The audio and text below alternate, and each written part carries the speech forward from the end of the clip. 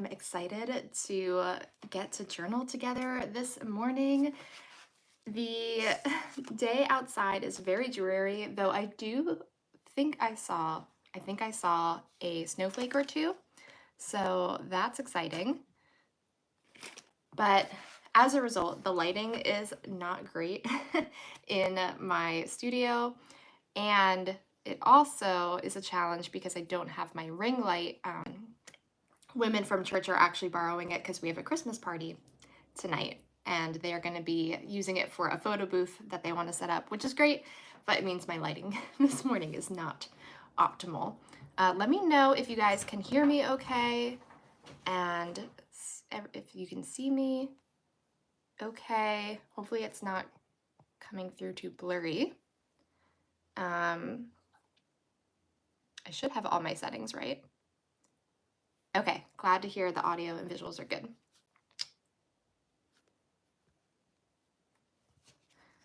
All right. Good morning, Kimberly. If you all want to just comment if you're joining us, kind of where you're from, what you're going to be working on this morning, and I'd also love to know if you're enjoying any nice beverage. Hi, Jess. Always good to see you. I have some coffee. I'm getting a very late start to my morning, so I have my coffee here in my pretty Peace on Earth mug that I get to bring out this time of year. And I also, don't tell anybody, but I'm having some cookies for breakfast. So 'tis the season, right? This is like the one time a year it's socially acceptable to have cookies for breakfast. All right. I don't know why on my my iPad here that I have the video pulled up so I can see your comments. For some reason, the video is very, oh, it looks better now.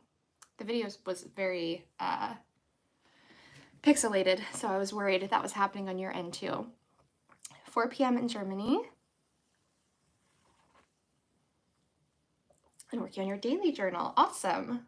I have been, so the last few days, I'm gonna regret this sweater. I feel like I'm already overheating. I'm gonna take my socks off to maybe help with that. So I was saying that obviously I mentioned that today I'm personally going to be working in my monthly journal on my November entry. I still have to do that.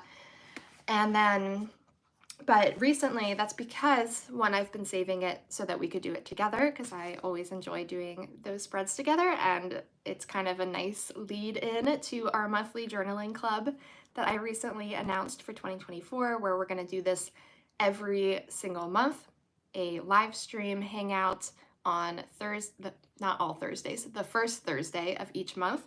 We'll get together and work on monthly entries. Of course, you can do other journaling during that time, but my intention for that is that many of us will be reflecting on the month together and doing our monthly entries. All that to say, I've been saving my monthly entry for this video, and instead I've been working on my daily journaling. That's not really a good term for this because I don't do this daily at all. In fact, I would probably call this journal now more of a travel journal, even though there's some other things sprinkled in it as well because I was trying to do it more as a catch-all journal. But I feel like most of the entries that I want to do in like a super full form, multiple pages, are for my travels. So I've been going through my Mount Rainier and Olympic trip and creating pages for that. I don't want to spoil it, so I'm not gonna share them yet. They also like are before the writing because I kind of do them all in one shot before putting pen to page.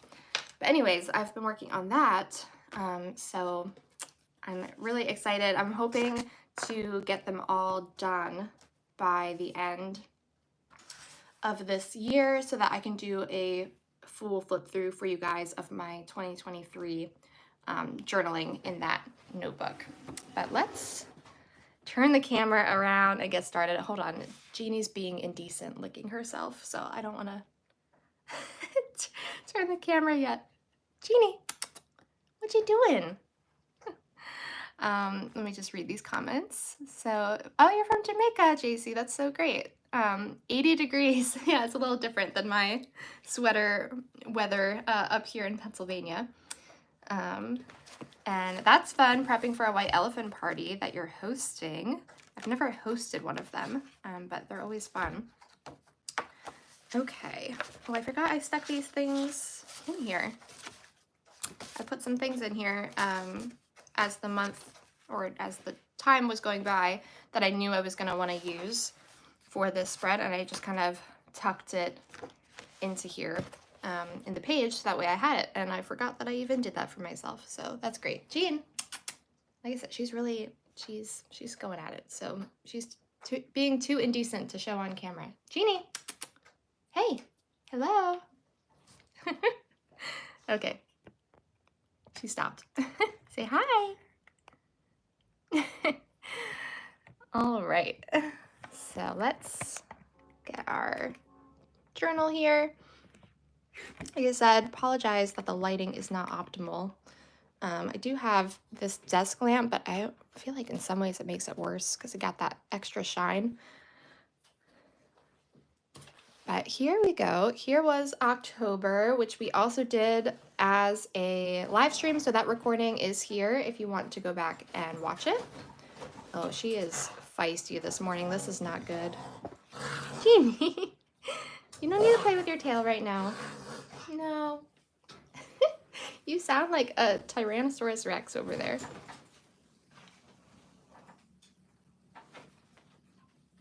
All right, let me get a sip of my coffee because I always make myself a hot beverage and then fail to drink it.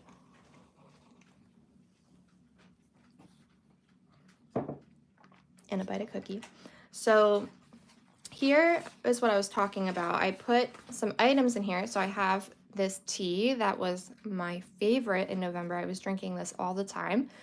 Caramel Apple Dream, if it's still around in stores, highly recommend. I really love it, especially if you make it as a tea latte. It's very good. And then I have my little card from Daphne's Diary. I don't know if I'll use this or not, but I did stick that in here for when they sent me the advent calendar. And then this is a, oh, I don't want to have the address on there. I mean, it's just of a public church, but magical bundle on the way for a cousin's baby shower. So those were items that I had stored away in here.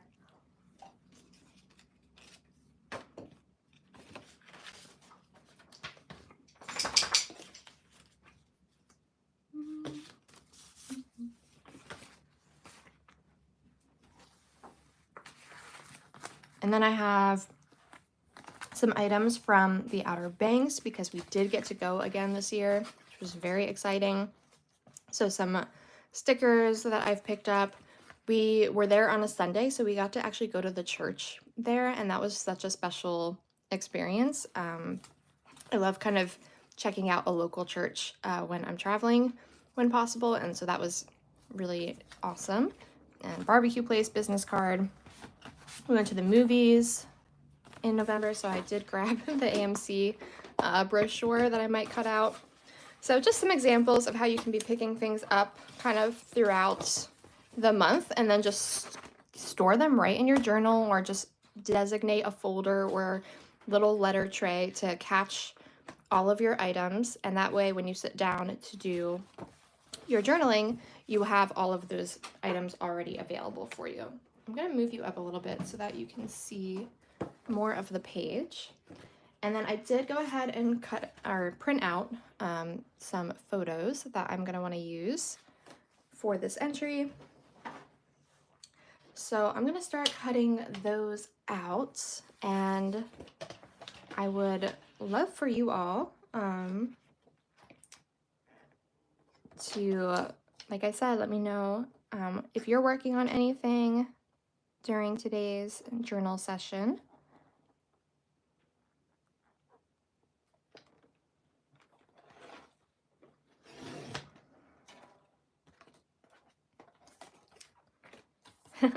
I see, Kimberly, that you also keep all your little items. That's funny that you have timeline piles, as long as the organization makes sense to you, right? These two photos that I'm cutting out right now are ones that I just threw in this collage to not waste paper, but they're actually from Olympic National Park when we went to Lake Crescent. That's what this is, Lake Crescent. So beautiful. If you're ever in Olympic, highly recommend that you make that one of your stops. But I did want to print those out for my travel journaling then. And then all of the other photos are from the Outer Banks. I have it in my head that I think I want to designate kind of one side of this entry to my Outer Banks trip, because it's always a really, really special trip for us. We've been going to the Outer Banks, to the same house, for, I'm gonna say like 7 years. And the way in which we've gone, I feel like, has kind of changed over the years, because we're like the, what's the word? Not demographics, but just the, who we go with, I guess. So it started out as like a family vacation with my parents and my brother and Ben, because I was, I think, in a very, very serious relationship, if not engaged to him. At that point, we did have separate rooms, and so we got married, but that was kind of how it started out. Obviously, my mom passed away, and so it just changes the entire kind of setup of your family. And then also with work, for work reasons, I couldn't go at the same time that my dad went. So then the last 2 years, we went with Ben's parents because they were able to get off at the same time that we were available. So we went with them. And then this last year was really special because it was just me and Ben, and Jeannie, of course, our dog. But we wanted other people to go because it felt wrong in some ways to only go the two of us, because this house is, as you can see, absolutely ginormous. So it felt wrong to have it all to ourselves. We invited so many people, but it was a very last minute thing that we were even able to go because the house is on the market. I actually thought that they had already sold the house, but apparently they did not. So we were able to go one last year, which meant so, so much to me because of all the memories we have in that place. So yeah, it was a really special week of just, you know, it was kind of, I think, honestly, other than our time in Olympic when we kind of separated from our other friends, we that sounds bad. We are very much best friends with the people we did Olympic or did Mount Rainier with. But we decided to like do Mount Rainier together, do that part of the trip, and then kind of just do Olympic on our own as couples so that we could have more alone time. But other than that experience, that was the first time that we really traveled just the two of us since our honeymoon. Because we've traveled a lot, but it's always with other people. So it was just very special to kind of have that alone time together again. So I'm thinking, because this was such a unique trip, and because I do have a lot that I could document, I guess, for November. As you can see, I have a lot of photos for this particular month, in part because of going away to the Outer Banks.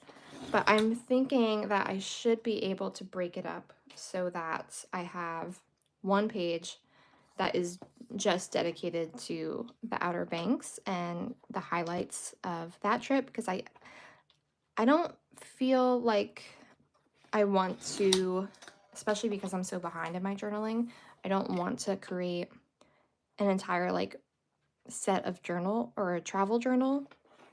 spread entries for that. So instead, I think I need to sharpen this.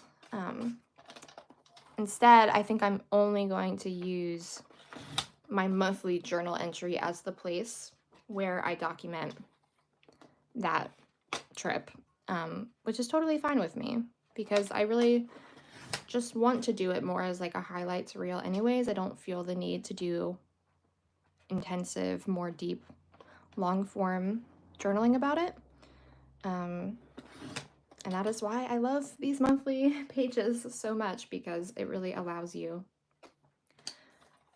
to be able to still document those things even if you just feel like you don't want or have the time to make tons of entries documenting it in a really deep way. You still can have those memories recorded.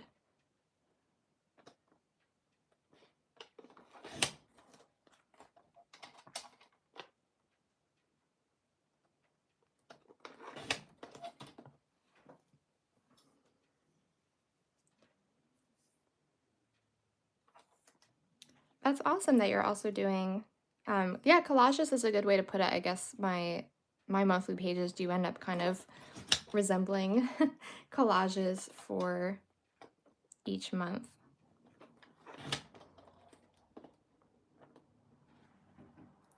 Hi, Alice. I think I missed you entering. Glad you're here too. All right. I'm sorry. One of these days, I will have cut all of these out in advance of our live stream, and you won't have to watch me cut through them all. But hey, this is the real-time process from beginning to end. This is what you have to do to create one of these entries. And it's an opportunity to just chat.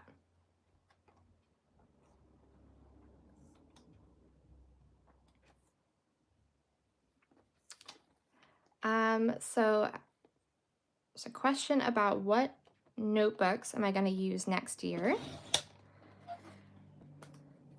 And for weekly highlights, don't know what to do. Okay. So I am debating whether I want to do a whole video on this or not. I feel like by the time I like have all my notebooks and I'm ready to share, it'll be behind the times anyways, and I'm not changing much at all either. So that's why part of me is like, is it even worth talking about? So I will be using the same notebook that I'm currently in right now for my monthly journaling. The whole concept of having one notebook for monthly journaling is that I will be able to have multiple years in one place, which I'm really excited about. I think that's going to be so special to be able to look back on. Goodness gracious, this cutter is not cutting. And this notebook is a B5, so it's pretty big, which I do recommend for monthly journaling if you want, especially if you want to use photos. If you're not going to use photos, it's not as important to use a larger notebook, but if you are going to use photos, I think a larger notebook is a huge help. So yeah, this is a B5 Dingbats notebook. I don't know if I can pull, if it says, I mean, it says, so it's Dingbats there. If I pull it out of my cover, you can see this is the B one, and I do always have this one. It's linked currently in my description of this video. I will worry about sticking that back in there later. I just dumped all my photos off of here. So yes, this is one of the notebooks I'll be using. And then I am very excited to try two new things. So the first, they're both from Sterling Ink. So I did get a common planner. It hasn't arrived yet, which is why I haven't shared it.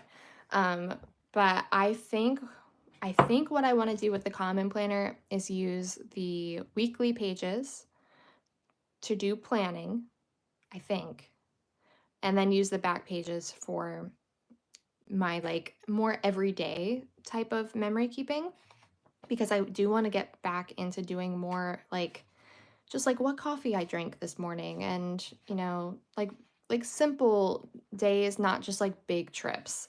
I want to do more long form journaling of that, and so I'm thinking I could use the back pages for that. And then I also did get a smaller passport size notebook from them that I purchased in part to get free shipping because I needed to spend a tiny bit more to get free shipping, and in part because I have been toying around with the idea of wanting to try common placing, where you kind of have a notebook that is your place for quotes that you enjoy from different places or things you learned from a book, or it's kind of like taking materials from external sources, so not like necessarily your own original ideas, and putting them all in one place. So I don't know, I've been really intrigued by that, and so I did get a small, it's like a 64 page passport size journal, so I can just kind of test it out. So there is that. And then I will have my growth book again for faith journaling, which I am hopeful that I'll get back into doing more faith journaling. I've kind of, I don't know, fallen by the wayside with that and only been really using it for my Sunday sermon notes. So I'd love to get back into using it as a place for also documenting, kind of also common placing in a way, but from a faith perspective, like where I'm learning things in devotionals or like prayers that I have, that kind of thing. So that is 4 notebooks, I guess, if I'm using them all. Obviously, they're not all daily by any stretch of the imagination. In fact, this one is literally just monthly.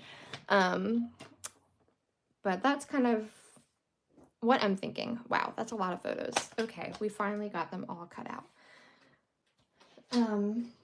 That's what I'm thinking anyhow. Oh no, I just lost. The cutter fell out. And knowing me, I'm gonna end up stepping on it because I don't know where it went.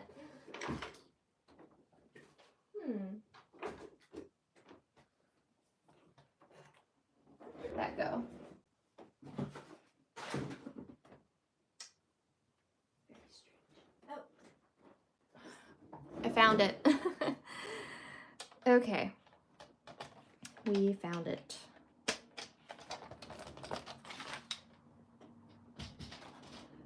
So here we go. Here's all of our photos. Let's quickly outline our title for the month, like we've been doing. I cannot believe that we are in the last month of the year.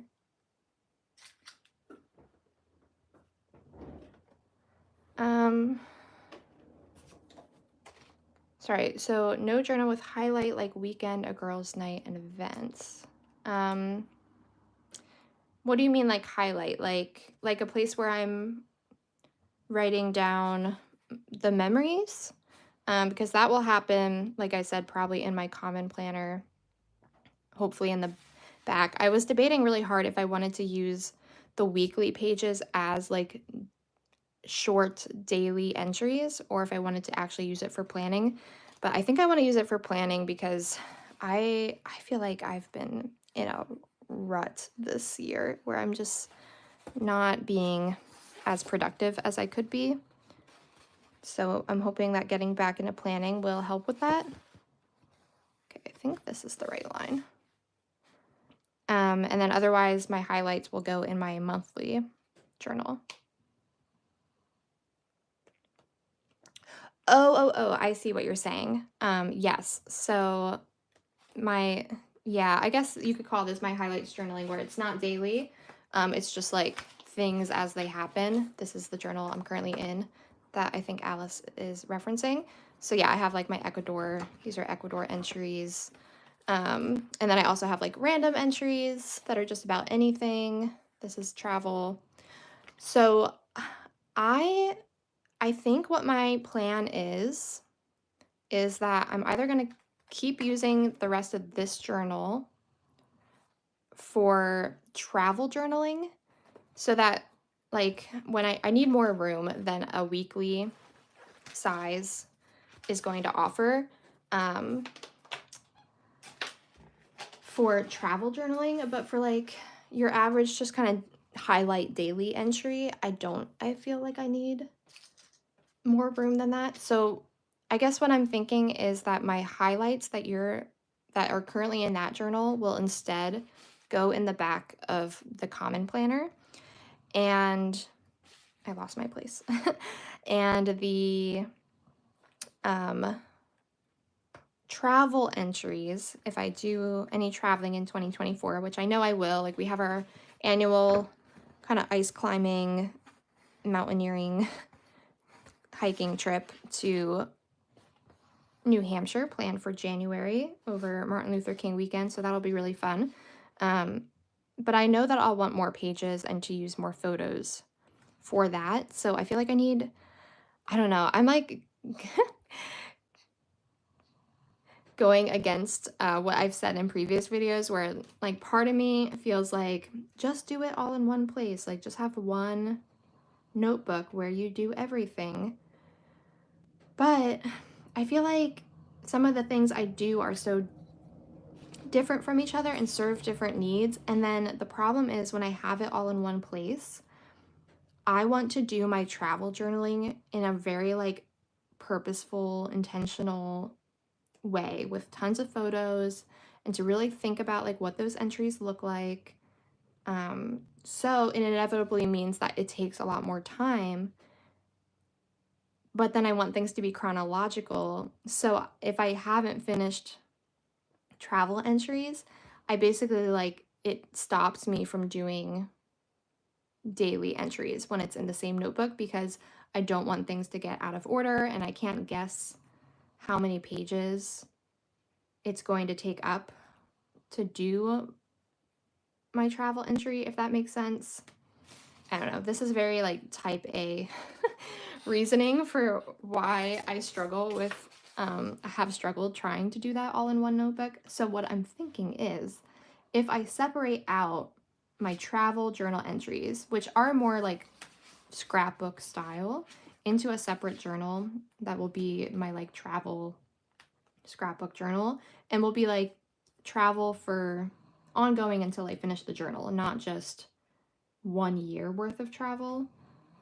I think that system will allow me then to do my more just highlights, regular day type highlight pages in the back of my common planner as my regular daily highlights journal. I'm sure I'm not going to do it every single day, but I do want to do it a lot more regularly than I have been this year, in part because I've been busy, yes, but also because when I have wanted to sit down to journal, I feel like I have to work on my travel spread because that's what's next in the order of things. I don't know if that makes sense, but that's how I've been thinking about it.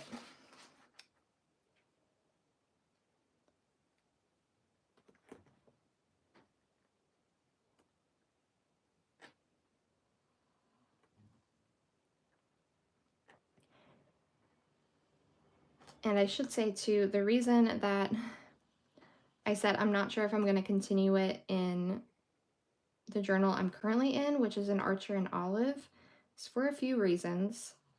The first is that it's already really chunky because it's such thick paper.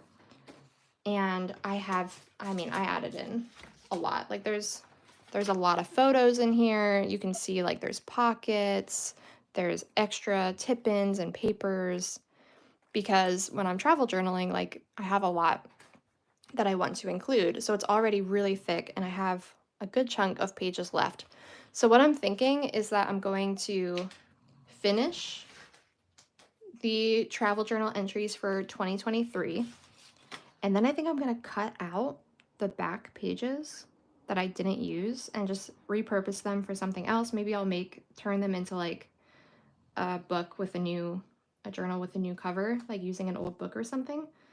And then I'm not sure, I need to go back through all of my journals and figure out what size and paper did I like best for doing more like travel style entries, because I have travel journaling entries throughout all of my notebooks because I've always just incorporated them into my regular journaling. But now that I want to separate them, I want to figure out what actually works best for that style of journaling for me. And I don't know that this Archer and Olive notebook is the right one, because this Archer and Olive notebook, while I think is really, really very high quality, it's a beautiful notebook. The paper, and even in this one too, but especially the Archer and Olive, I think like something about the really thick paper and the quality of it is a real struggle to get like photos. Like these are sticking okay. It's better in this notebook, I think, than Archer and Olive. It's really hard to get things to stick to it. I don't know if others have experienced that, if you've used Archer and Olive, but I just find that no matter what glue or tape runner I happen to be using, I struggle to get my photos and everything to actually stick and stay on the page, which is really important when these are supposed to be like ongoing journals that you're using, you know, into perpetuity and that you want to pass down to generations. I don't want the, I'm sorry, oh, something caught my throat. I don't want the photos just like falling out of the journal over time. And obviously like glue and tape are gonna wear down no matter what, like nothing's gonna last forever, but I feel like it could last longer than it is, because I feel like I tape it down and it immediately is like popping off. And so maybe it's the glue or tape I'm using, but I've tried multiple different types of adhesive and it continues to be a problem. So I'm kind of leaning towards either going back to the Moleskine journals that I started out using and have always enjoyed, or potentially, depending on how I like this Tomoe River paper, in the Sterling Ink journals. If I really like that, maybe I'll consider getting another Sterling Ink notebook in a different size to be a travel journal.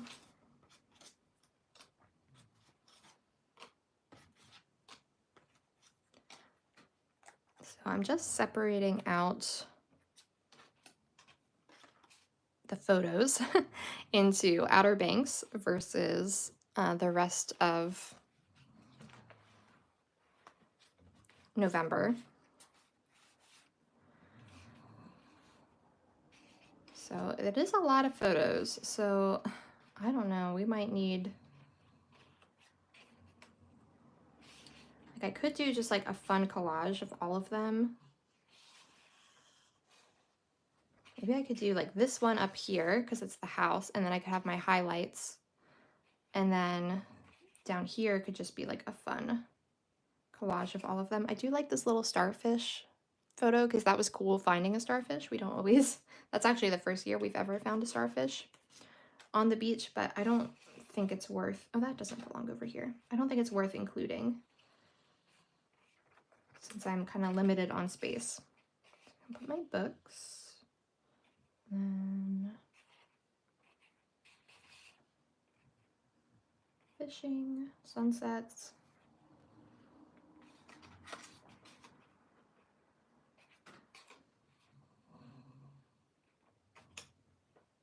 Oh, sorry, I didn't realize I wasn't in frame as I'm rearranging these.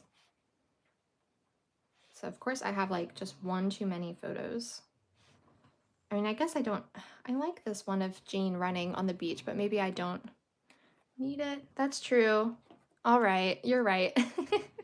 It's worth including. Yeah, maybe layering it. I mean, I could also cut it down. I could put like these two little ones at the bottom. Here, let's maybe try and make these the same size. So I'll just line them up and cut along.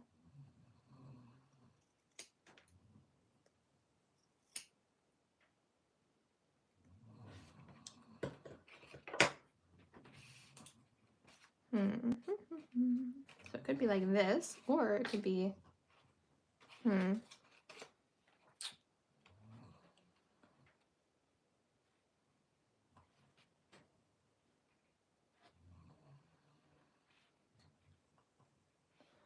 So, oh, I got like stuff in my throat, choking over here.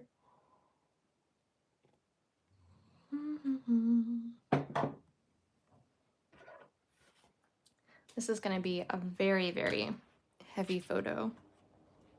Photo heavy. There we go. My words this morning, I'm struggling to speak. I'm thinking something like that. Or maybe like this is kind of reading.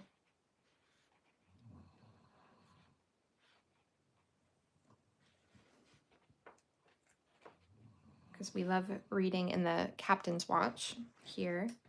So it could be like that.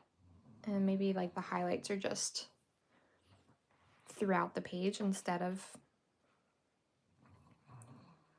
having just one big collage at the bottom. Maybe I kind of separate them into mini collages.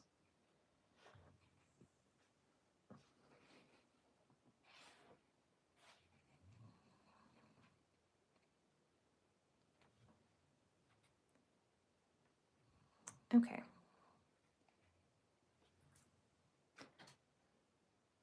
So I think I like that. Or it could be, maybe it's like this, and then it's, ooh, I like that better. It's amazing what a small change like that does for like the aesthetic of a page. Like this, now that it has this kind of diagonal feel to it, is so much more eye-catching and appealing, at least to my eye, than doing this. Now, obviously, if I like put other things in here, it could work out ultimately. It always does. There's not a wrong way to do it, but I think this has so much more visual appeal. Sorry, this lighting is having quite the glare, but so that is why I know it's probably boring to watch, and I hope that you guys are journaling along with me and not just watching me move photos like by millimeters around my page. But I encourage you to do that before you put anything down. Really play around with your layout, try all different orientations, try grouping different photos together or stickers if you have other ephemera pieces you know you're going to want to use, because that's how you figure out a layout that really speaks to you. So I'm going to tape these down, which is also not going to be super fun to watch, but you got to do it. You got to tape them down.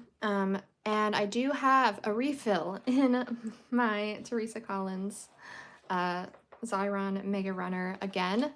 I do believe I have this linked in my Amazon shop if you're interested. So I'm very excited to once again have the glue tape that I most enjoy. This is like supposed to be permanent adhesive.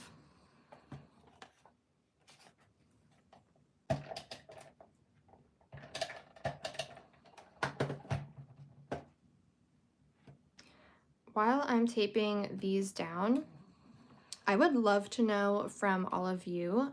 So if you're watching live, you can put it in the chat, or if you're watching later, put it in the comments what journals and notebooks you plan on using in 2024 and what you plan on using them for. Like, are you using multiple journals? Do you have like a multiple journal system? And if so, like what are each of them for? I don't like doing it on there because I always go over.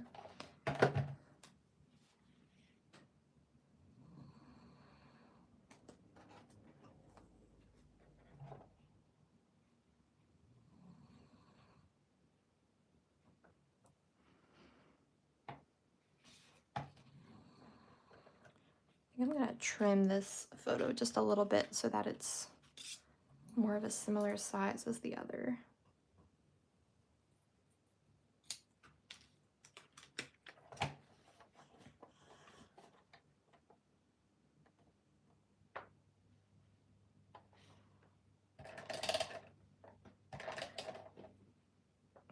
Nice, that sounds like a really good lineup, Kimberly. So it sounds like you're using your Hobonichi Cousin the way that I am thinking about using my new Sterling Ink Weeks. And we'll see. I really like the inks, oh my goodness, my words today. I really like the Weeks size for planning, but I'm a little worried about using that size for my daily journaling. So we'll see how I end up liking it. I mean, you can always go on to more than one page. There's no rule that a daily journal like entry has to stay on one page, and you also can like cut pages down when you don't have as much to say, and only use like half of it. So we'll see how I like the size.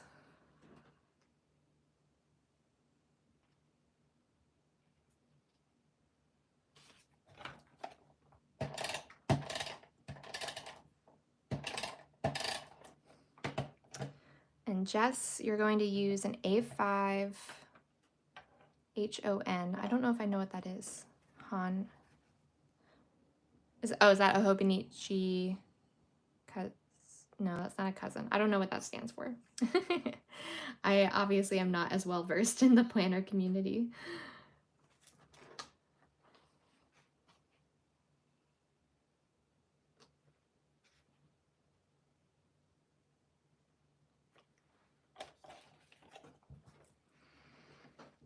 And then, okay, so you're doing that for like everything. That's awesome. And then a planners and Hobonichi Weeks. Very cool. It's funny how everybody kind of figures out a different system that works for them. Oh, I see. It's okay, for anybody else who did not know, the HON from Hobonichi is the hardcover version of a cousin. I did not even know that well, that's not true. I guess I had a hardcover version of a planner from them one year. Okay, cool. Got it. I did try Hobonichi once, and I did like it. I guess to me, the downsides for it were the price. I wasn't sure that I felt that it was worth the price. Obviously, I do spend a decent amount on other journals, so it's not that different, but I just felt like for what I was getting from it, I wasn't sure that I was totally sold on the price. And total personal thing, I know a lot of people like the look of the Japanese, I think it's Japanese, writing, and I think maybe they have like English versions, I don't know. But for me, I didn't love that, and so that's why I was really excited about seeing the Sterling Ink planners come out, that are just kind of they're very similar to the Hobonichi, but they take out, I think, all that extra stuff of the writing and the moon phases and all that stuff that I personally didn't care for. Oh my goodness, I'm getting glue all over. Hi Janice, welcome. Okay, look at that. Oh, see what I mean? Do you see what's happening here? Do you see this? See how that moved? I just put this down and it's already like coming up, and it's not because there's not a lot of glue on it. I mean, there is a good amount of glue on it. There's just something about this thicker GSM paper from Archer and Olive and Digbats that I feel like stuff just doesn't stick to it as well. I think it's really, really good paper if you're doing like bullet journaling, where most, if not all, of what you're putting on the page is like pens and markers and things like that. When you're creating lists and whatnot, because it's not going to bleed through this heavy paper, or even if you're like doing illustrations and drawings and maybe even watercolor, though the water doesn't react super well with this. I mean, it's okay.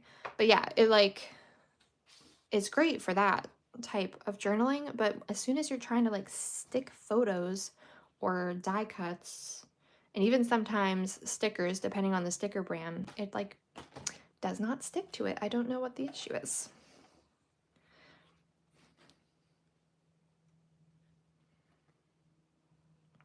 Okay, so you use fountain pens. Yeah, so I need to get my, I haven't used my fountain pen in a really long time, so I think it's like dried up or dirty or something. I'm very new to the world of fountain pens because I haven't delved super deep into it. So that being said, I would love to use my fountain pen more. So I'm hoping that I can clean it and get it kind of ready for 2024 because the Sterling Ink Common Planner also uses Tomoe River paper. So that would be fun.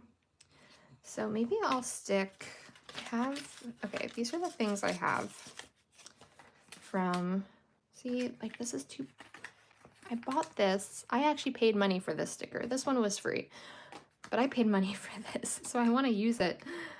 I mean, I could do a tip-in, but I don't know that I really want to do a tip-in on this page. I could. We'll think about it.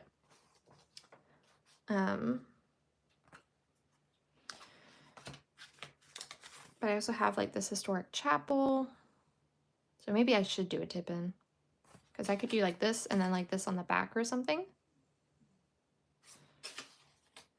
And then I have the Curatech barbecue. I think that's all of my things. And then I think what I'll do maybe is cut this down to size because I don't want this giant sticker. I don't need the LHB. If you're ever in the Outer Banks and Corolla, Lighthouse Bagels, I'm very sad because we only discovered it this year and now we're never probably going to go there again. Because this would have been an awesome tradition to do every single year. They have such good bagel sandwiches. They were so good. And yeah, but we only went this year.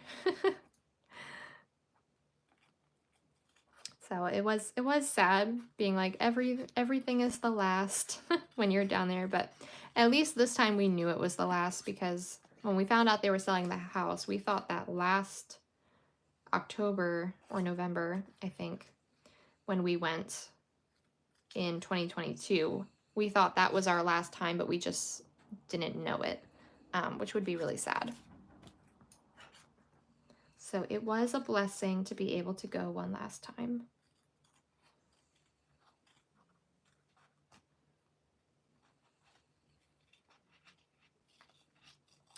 That is good to know that Hobonichi now has English versions. I guess that makes sense because I think a lot of their audience is in the US or other countries that are English speaking. So I could put this like under it, or I could put it on top. Oh, sorry, you're out of frame again. I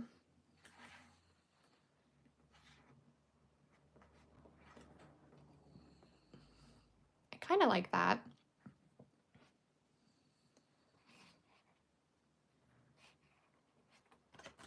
And then I might cut the edges of this off and maybe cut this out as well.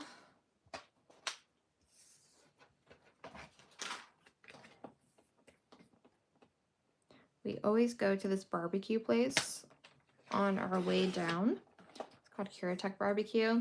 It just like happens to be about an hour away from the house on our way, and is like a roadside place where we can take the dog because they have picnic tables outside, And so it just became, it's not like the best Southern barbecue I've ever had, but it's just so convenient in where it is. So it became a nice little tradition for us.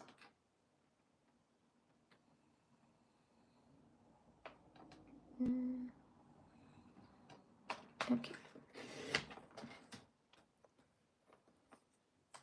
So we got that.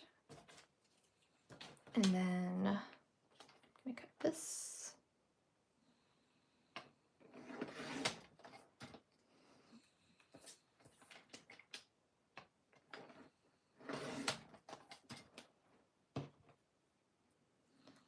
And while we're cutting, let's go ahead and cut out, I think I just want the house, or the church, it's a church. The photo that they have here of it's like a little watercolor painting. I am very annoyed by whoever did this, Chap L. Like come on, marketing team for this church. They were a very cute little church, and I think most of their members are like older, that attend regularly and aren't just like visitors. So you can't diss on them too much for their their choice of layout here, but I do work in communications, so you know, and I think as journalers too, we can all appreciate the annoyance of having it written like that. So I might even just put like a little sticker over it and maybe like write in chapel so that it still continues on the top.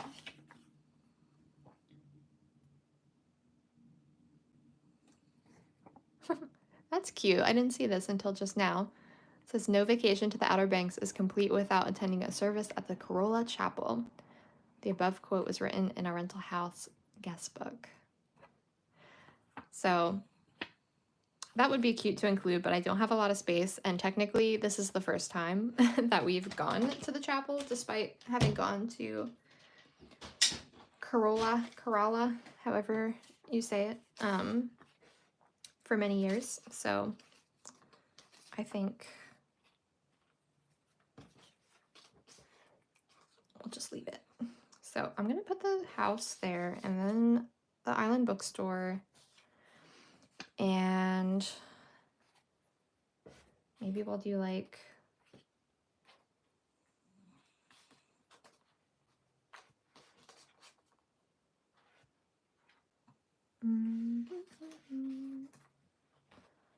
not quite sure how I want to lay this stuff out.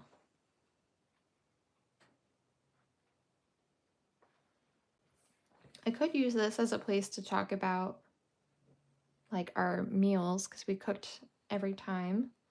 Though I guess we didn't have that many meals because we just ate leftovers a lot of the time. So maybe not. So I think what we're gonna do is put that there and then do some kind of card. This one could work nicely.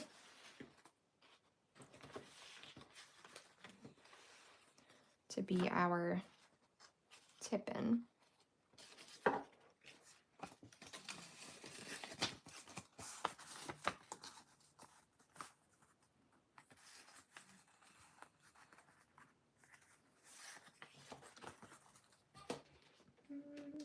guess it doesn't really matter what it looks like because I think most of it's going to be covered up.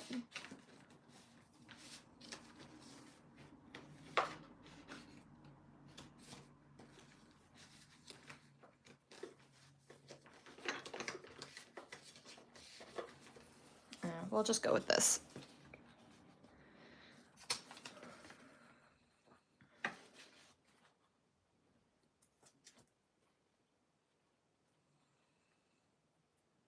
Maybe what I'll do instead is like cut out the church and then let the pink act kind of as like the sunrise behind it instead of keeping it with its own title. I can then just write the title next to it. I think I like that idea better. So I'm just gonna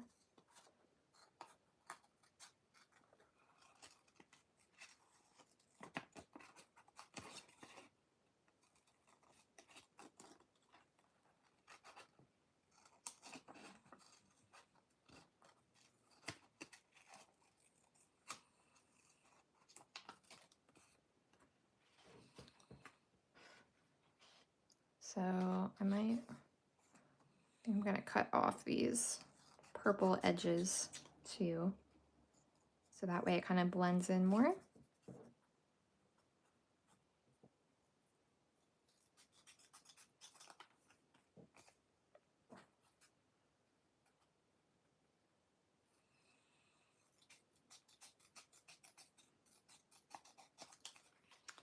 So there we go.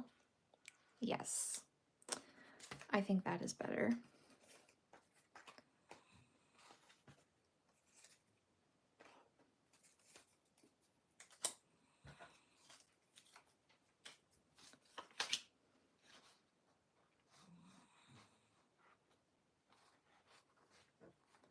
And I don't want it to get too close to this because I want this to be like on its own without it being overlapped by the tip-in. So maybe like that size. And then we'll figure out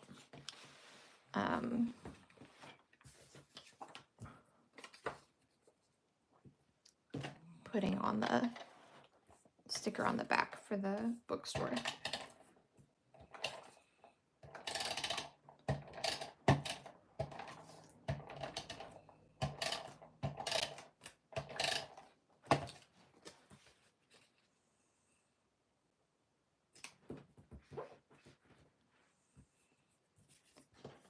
So that way it kind of is like the sunset behind it. I like that. And then I think we're just going to cut the even amount. There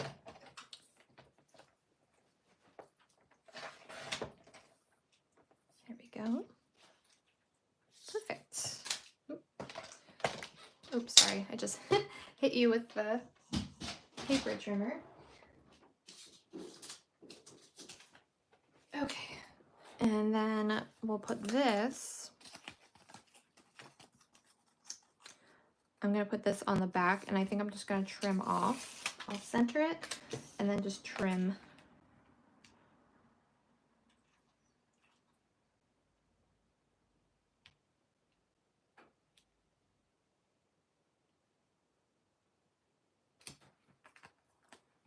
So there we go.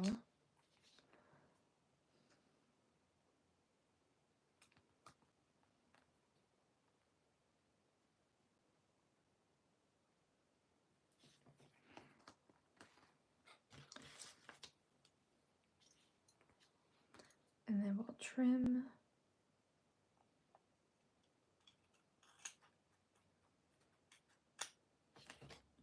off the excess.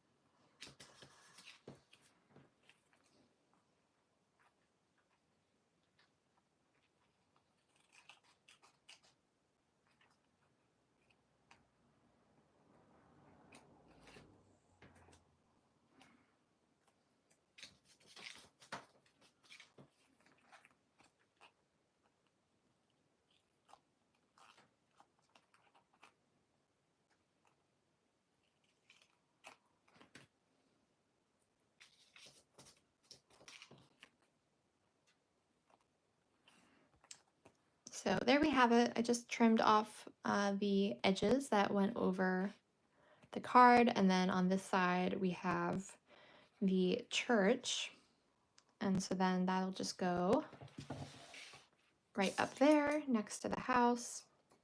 And then I think my plan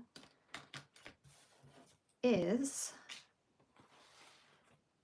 that we'll put that down and then flip it up, and then my highlights will be underneath here. Or at least some of them. I might need to put some others elsewhere because I don't know if they'll all fit.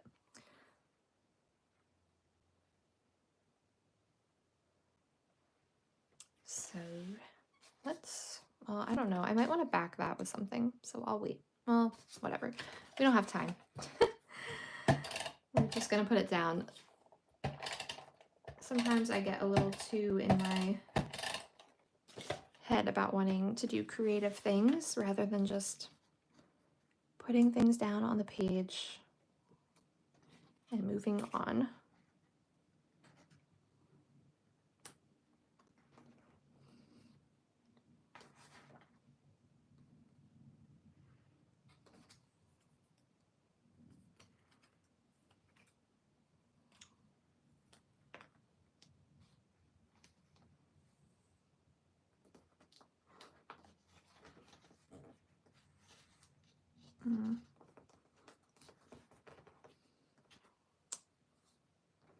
It's not as centered as I would have liked it, but I think if I pull it up, it will pick up some of the photos, so we're just gonna have to live with that.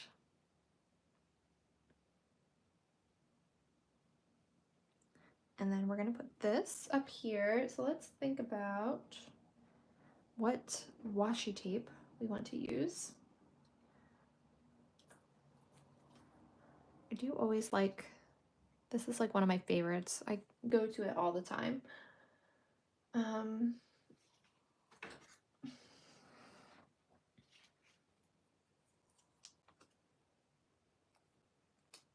Thought maybe the stamp washi, but it doesn't really go. This one is always pretty too. I've been using a lot for representing water.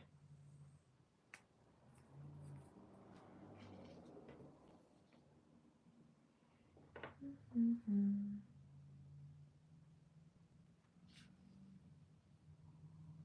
think I'm going to go with this one. So I'm not limiting colors, and that way hopefully I can bring in some different colors on the other side of the page.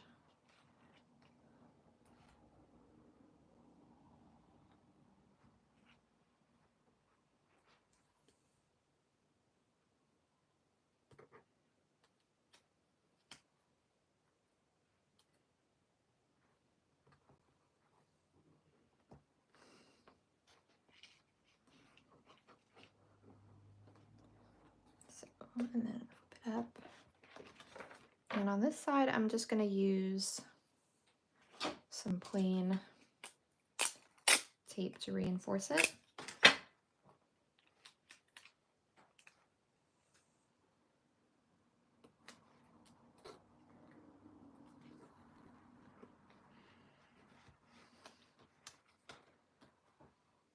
So there we go. We have a little tip in, so that way we could incorporate our big Island Bookstore sticker, since I do go here every single year and always get a book from there. So I wanted to include that. And then of course our first time going to the chapel. And then I do have these pieces down here that I'm still a little uncertain how I want to use them. This is like just the tiniest bit crooked, which is annoying me, but that's okay. Maybe what I'll do quick is write the chapel name here. And I think I'm just going to hand letter that. So say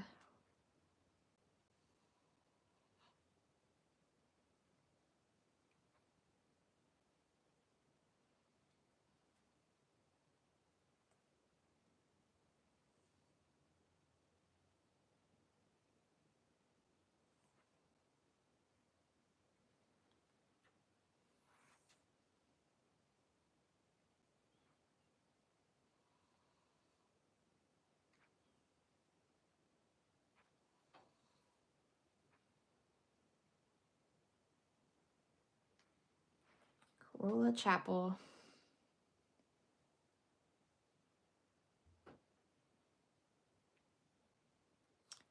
good enough. I kind of wish I had used a less intense color.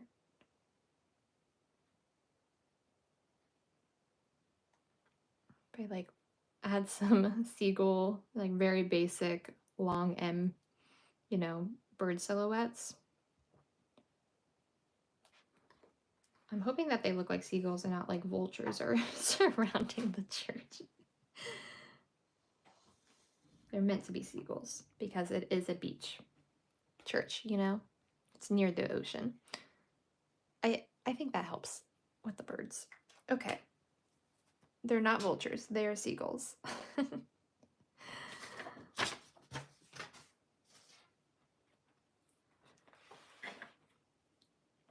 So we're almost.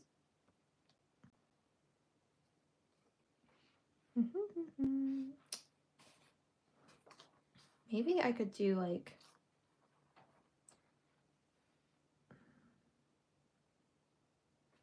Maybe if I cut this out so it's not so. I don't know. Is it even worth.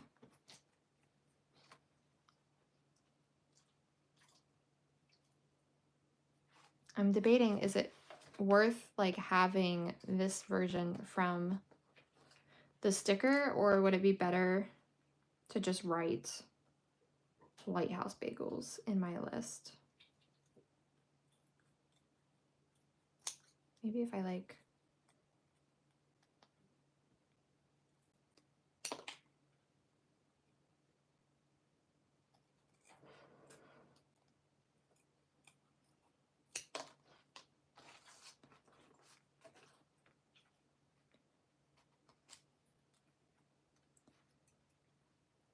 If I cut out each of the words so they're not so rounded.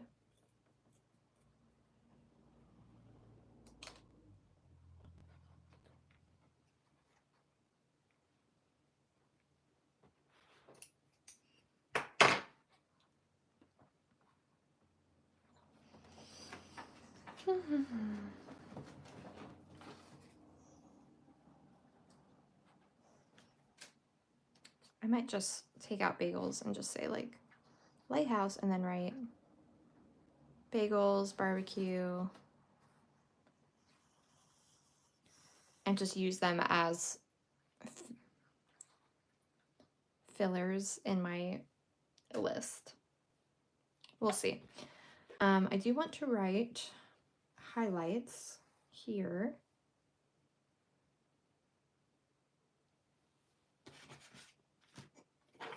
I might do that with my alpha stamps,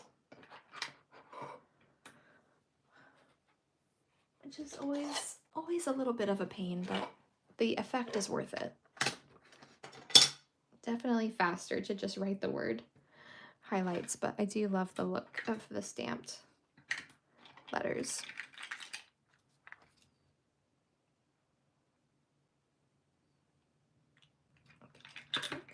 Most of my letters are out already.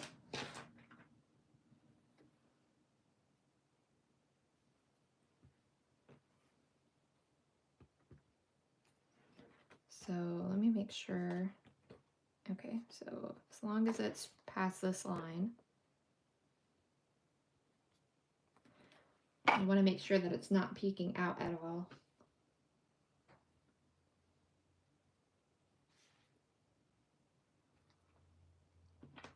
I do have similar stamps to these. I think I got these ones from Stationery Pal, which I do have a link to, but I think there's also similar ones at Obuja potentially, and I have ones linked in my Amazon shop that are very similar as well. I just love the look of this style of stamp. I always have a moment where I question how to spell highlights.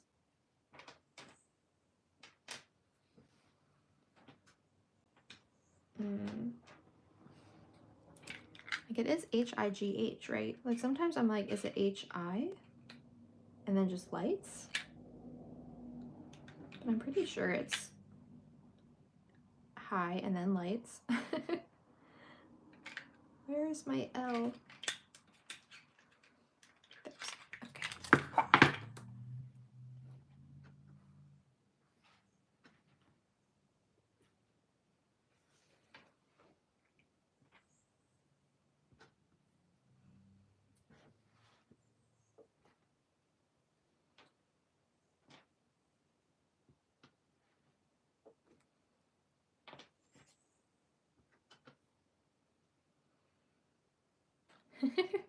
Thank you for confirming that I'm spelling it right. I always question myself. After I write the GH, I'm always like, is that right? Is it actually HI and then lights? But I am very glad that I am not misspelling it on camera for all of you. Here's the S. Cute. I like the look of doing this type of stamping where it's one letter at a time, because it always has a very like organic look to it, because you never can get it quite lined up perfectly. So it just looks, I don't know, it just has a really nice look.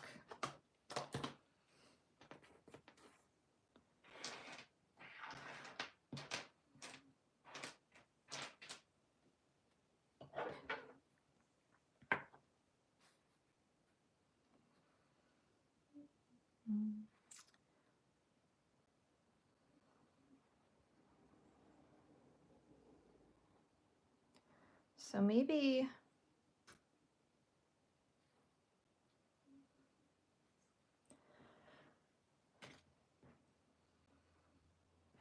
I don't know. Do I want to do a numbered list? Do I want to do bullet points? I think I'm going to do bullet points because I never like when it feels like the numbers are telling you how important they are, or like the order of events. So I'm going to write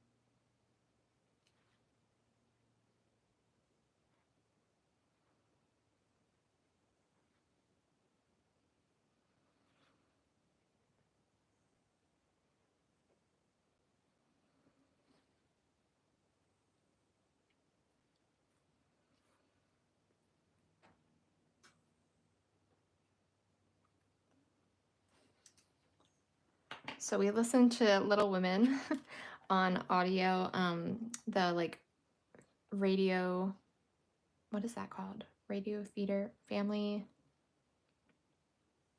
Focus on the Family, I think that's right. Radio theater version of Little Women, which was so good. Highly recommend. They have such well done audio adaptations of all different stories. So that was a fun highlight from the drive down. And then we went to the barbecue place, so I'm going to use this piece from the business card for that. And I'll say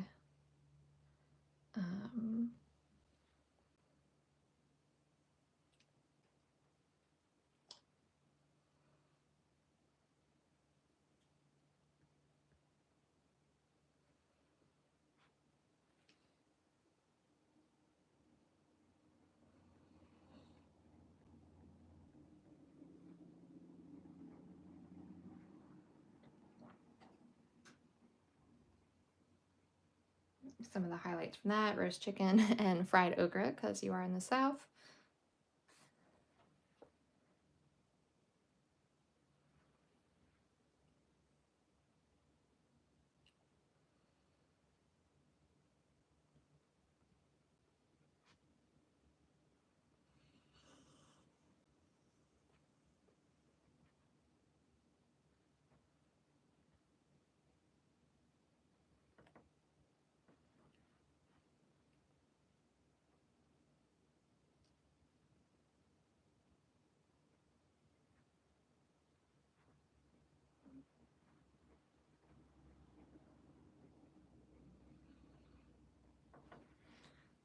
Days to sunbathe.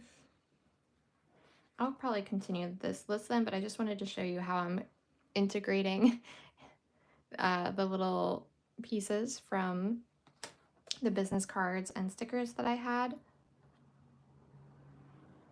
So I think that's kind of like a fun way to make the list more interesting. You could do the same thing, finding words from like magazines and using them to intersperse a list of, oh, sorry, pen down, a list of like highlights for whatever travel experience for the month in general. That can be fun. It does have a tiny bit of serial killer vibes of the like ransom note, but I think it's fun.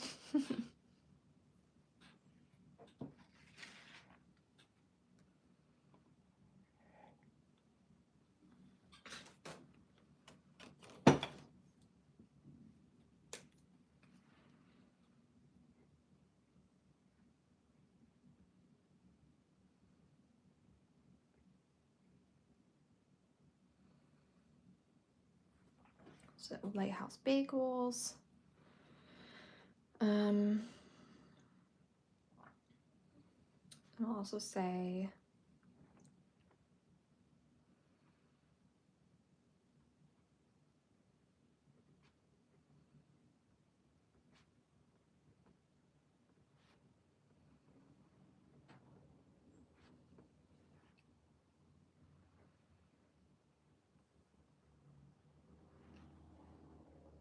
attending a service at the local chapel. So there are some of the highlights. Maybe I want to continue them here.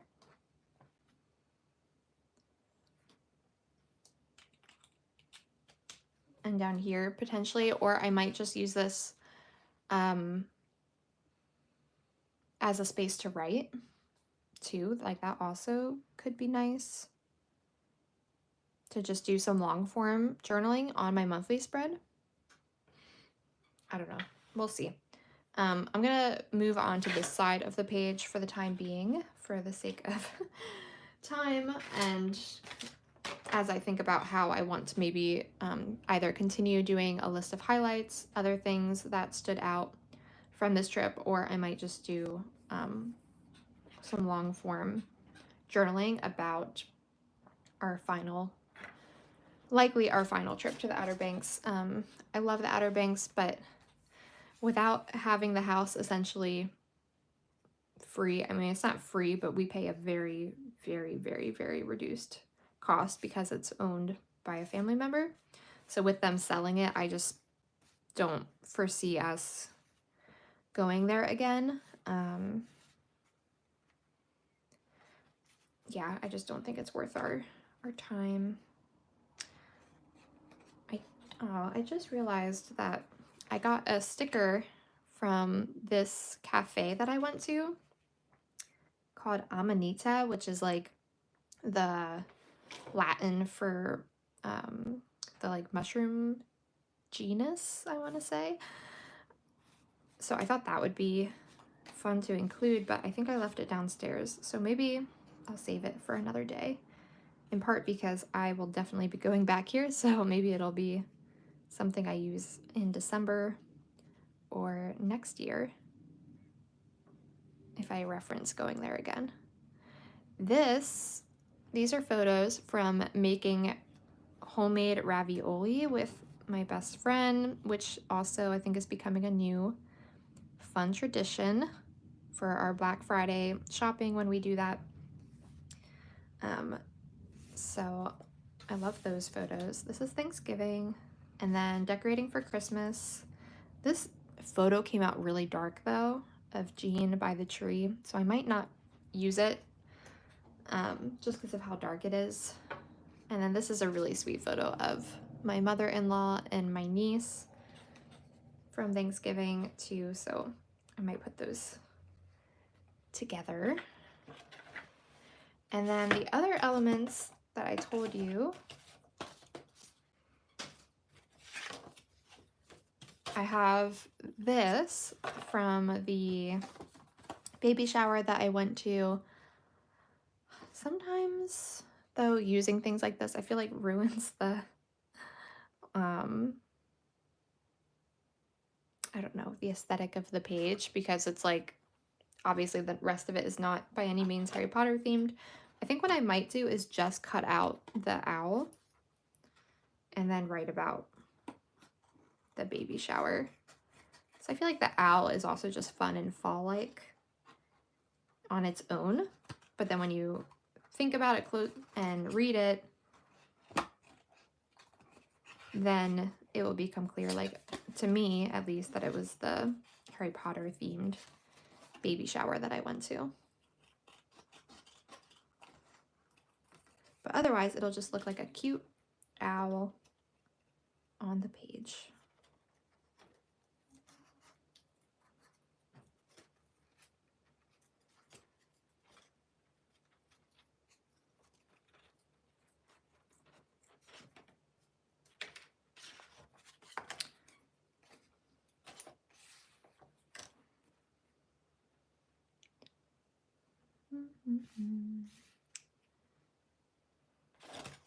And then, like I said, we did go to the movies.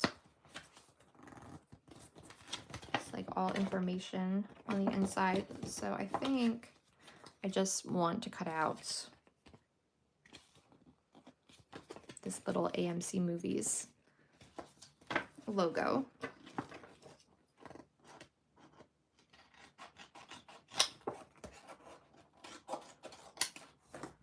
So, okay, off of that big sheet and then cut it with my trimmer so that it's actually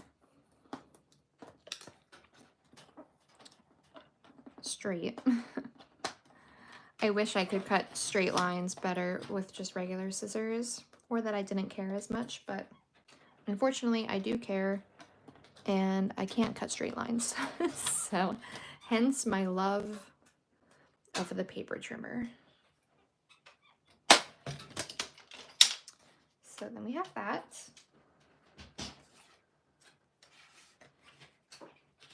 And so I don't think I'm going to use this piece, even though I did save it. That happens a lot where I'll save things that I think I'll want to use, and then when I get closer to the actual time, decide, you know, I actually don't think I do want that. I have this piece of washi tape that I am peeling off my desk. This has been stuck to the edge of my desk for the longest time. It's a very pretty washi of basically little storefronts in a strip, which is perfect for documenting our small business Saturday shopping. So I think I finally have a reason for having saved this piece of washi. I think I had ripped it off to use for another page at one point and then ended up not wanting to use it. And so naturally that meant that it got stuck to the side of my desk because I didn't want to throw it away. I had already ripped it off. And so here we are, finally getting to use it. So I'm just going to put it at the bottom, I think, and trim it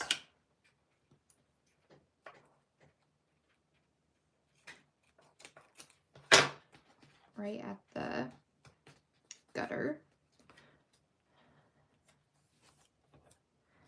And then this is convenient because the piece that I have, oh, I just sent all of my photos flying. The piece that I have dangling off the end on this side is the coffee shop. So I think I'll use that to talk about going to the Amanita coffee shop.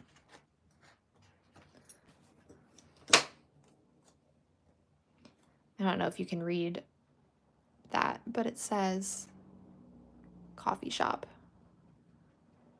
on it. The coffee roaster, it says.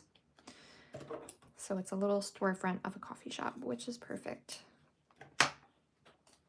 So I'll put that with these photos.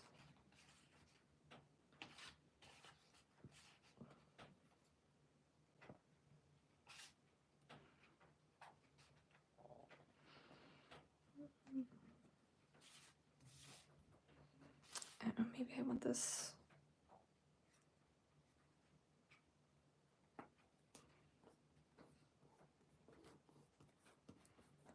More up here so that it's not so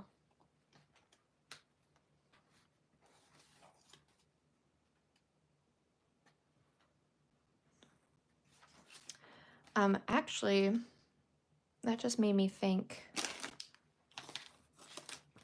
Ooh, look at this. Maybe I'll use a big mushroom because that not only has kind of like the fall November vibes, but because the coffee shop that I went to is called Amanita, it is like, it literally was a mushroom themed cafe in Lancaster. If anybody is from Pennsylvania and near that area, it's so cute. I highly recommend it, and the food is great. It's like very much like organic, like local. So I could do something like that. Maybe I don't know. I don't know how I would want to layer this.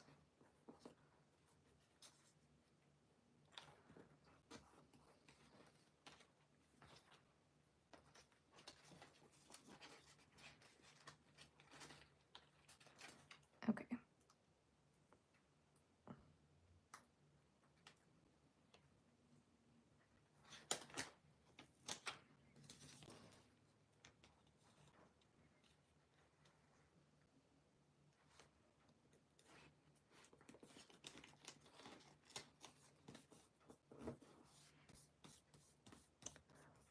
I love washi stickers. I love how they just literally blend into the page.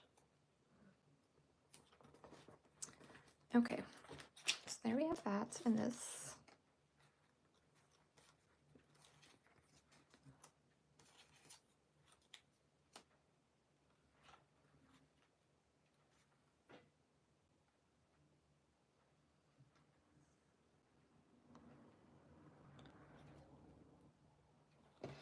So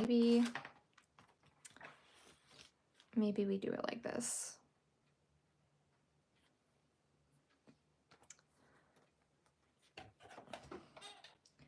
We'll just put it down before we can second guess ourselves. So I have my maple latte, and then this soup is, I don't know if you can tell, the color is like a bright red, so pretty. And that was a borscht, I think is how you say it. It's a Ukrainian soup, but also maybe Russian, because the chef who made the soup and also a customer who was there were in a conversation because the customer was Russian and the chef is Ukrainian, and she made this soup with her grandmother's recipe. And the woman who was the customer was saying how in their country, in Russia, they spell it with a T. But on the board it was without a T because apparently in Ukraine they spell it without a T, even though it's like the same soup. So I just thought that was a really fun conversation to overhear, kind of them like bonding over, especially like with the war and everything. I don't know, it was just a beautiful image of like these two women who are both from these countries that are at war, and they were having the sweetest conversation of this small thing, like a bowl of soup that connects them both. I don't know, I'm like getting emotional just talking about it. You know, like what a simple, beautiful thing that showcases our shared humanity and why nobody should be at war, especially for things like land. But anyways, anyways, I just wanted to share that little story about this bowl of soup. And it also was delicious. It's made with beets, which gives it that really rich red color, but also had chicken in it, and then they top it with sour cream.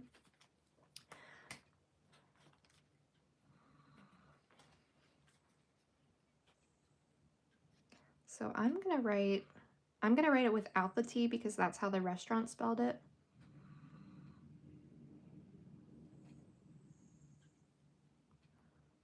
I think it was O-R-S-C-H. I hope I'm spelling it right.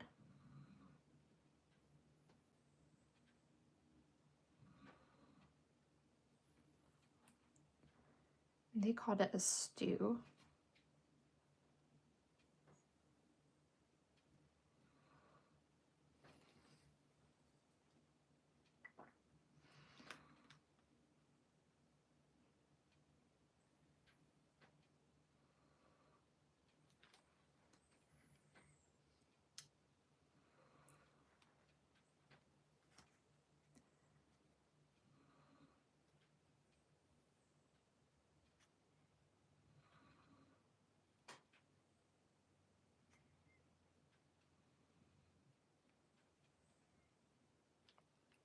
And then this was my maple latte. And I actually had quite a few places where I got maple lattes throughout November. That is my favorite type of latte.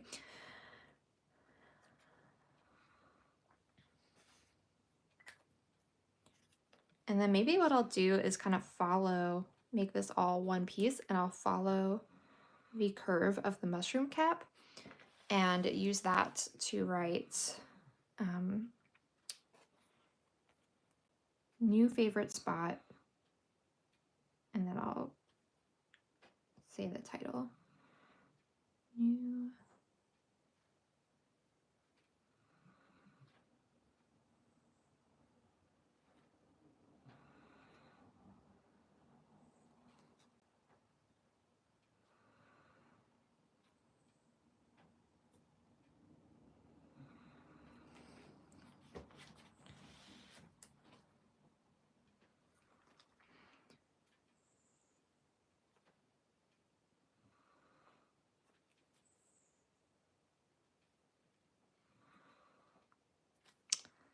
Let me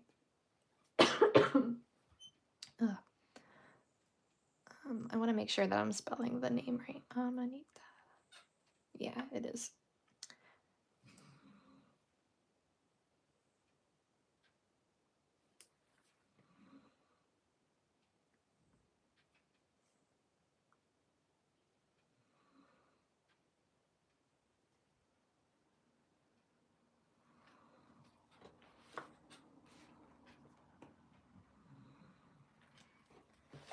I'm just going to keep rotating the notebook so I make sure that I'm writing it right.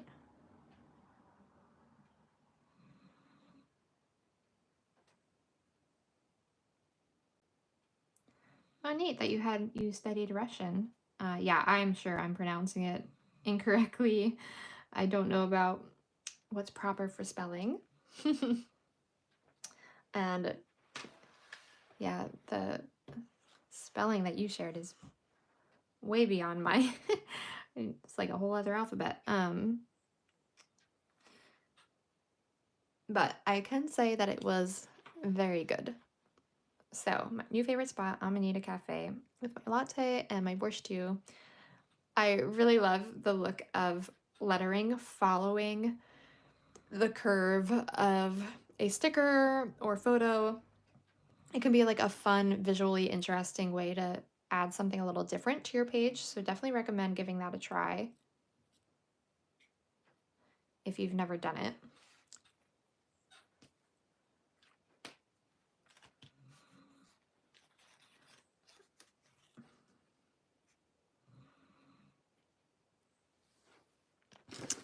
I might use, I don't know, these colors aren't quite right.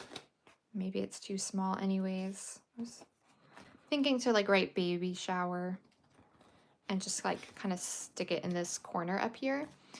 But I might need a slightly bigger circle. see, let's look at this Moody Florals kit that I got on sale. Oh, these are cute. Like lunch date, coffee date, friend time. I might use this friend time for talking about our ravioli making in Black Friday.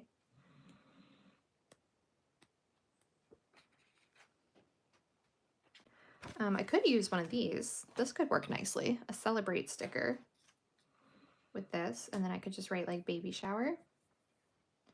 Though these ones are the like more plasticky feeling ones. I wonder if they have that same style, but in a version that you can write on. These are really, this kind of square stickers, I love that for monthly journaling. And like these, just gives you a nice small space to write. Are they not gonna have, that would be too convenient.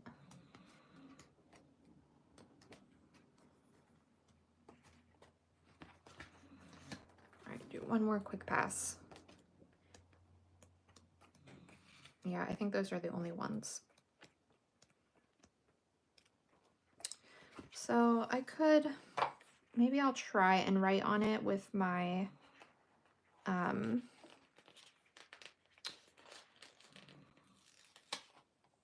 what is that pen called?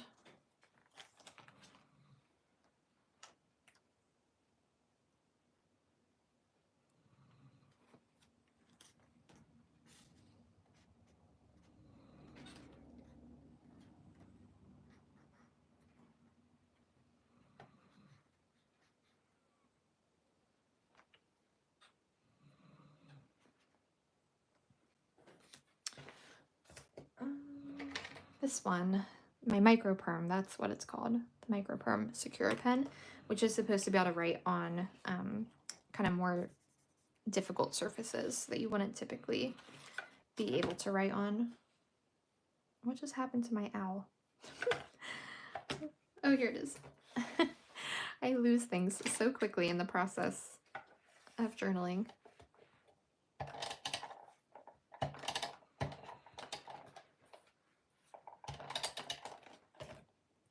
Okay, so we'll stick this guy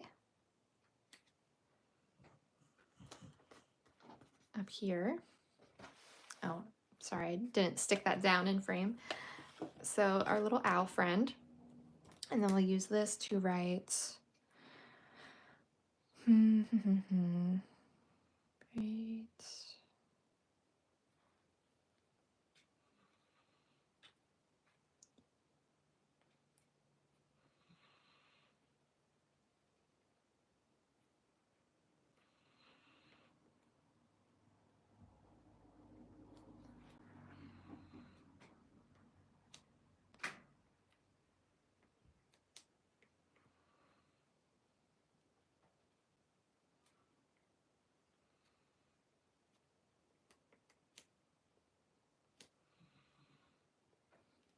So Zach and Aaron baby shower. I do wish, I don't know. I guess it's fine. I feel like because the celebrate is in white and it's kind of hard to see, it makes that space between it look kind of awkward, but oh well. I'm trying to put little dots to maybe like connect it more. It's usually my go-to answer when I feel like things look a little awkward in the spacing is to just do little sparkles and dots until it looks a little less awkward.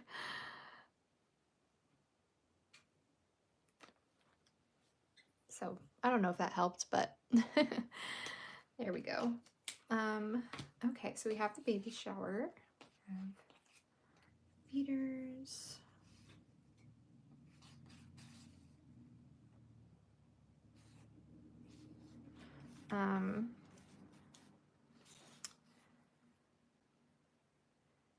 These photos would fit nicely in this space.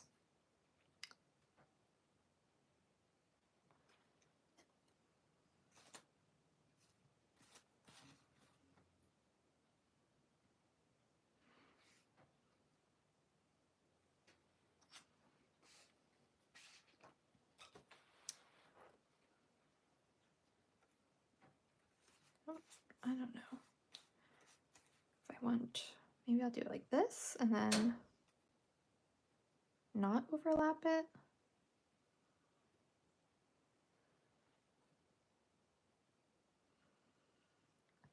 So I could do this, and then this is all like foods that we enjoyed. So making our ravioli, maple latte, borscht stew, and then I could do another like arrow thing of, and so even though these things didn't happen together, they look nice together, I guess.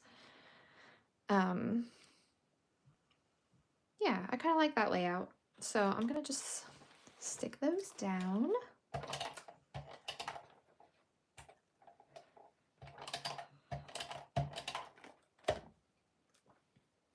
I hope you guys are all getting a good amount of journaling done in this process too.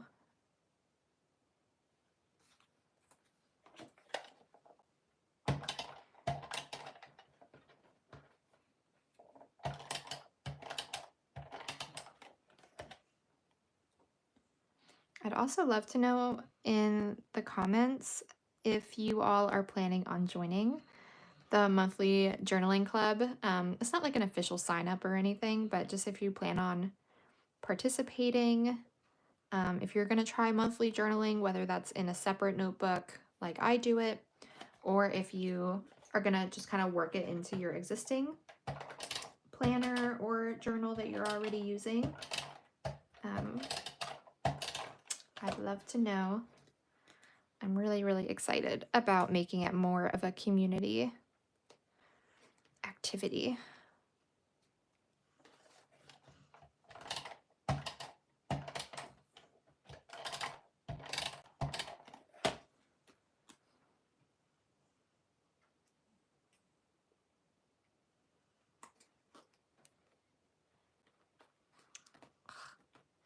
Just wish these would stay down better. It's so frustrating. Like I said, that's one of the main reasons I'm thinking about changing the notebooks I use. Obviously, I'm going to keep with this because the whole point is to have multiple years in it. But when I'm done this one, we'll see what I end up in afterwards.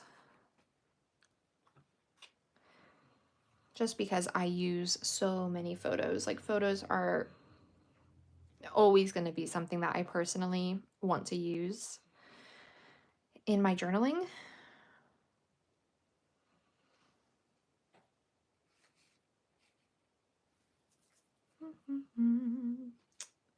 Okay.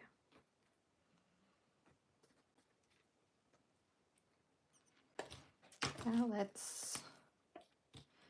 should I do it the arrow and title over here or over here?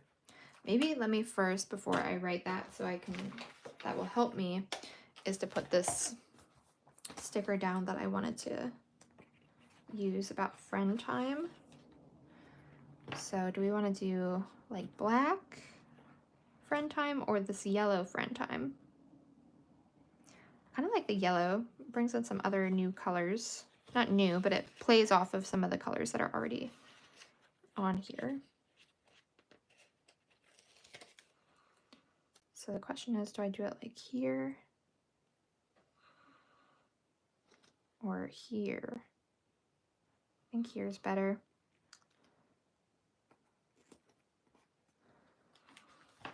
And then I'll do the title over here. So I want to say,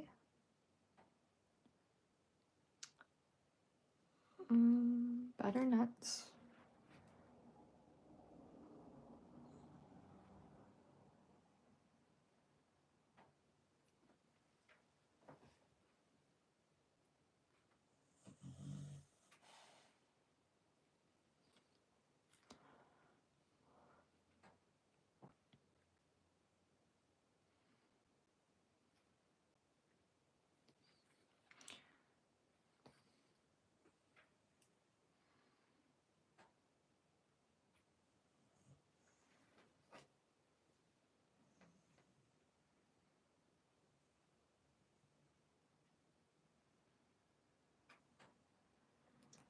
squash.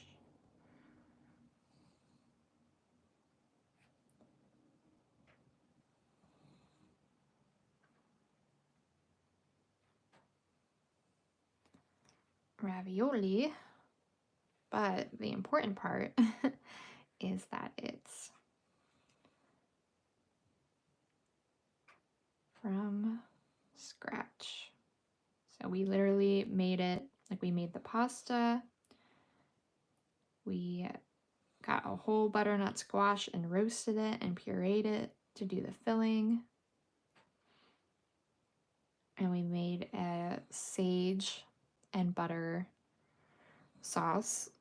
It was quite delicious. So that is our new our new tradition on Black Friday.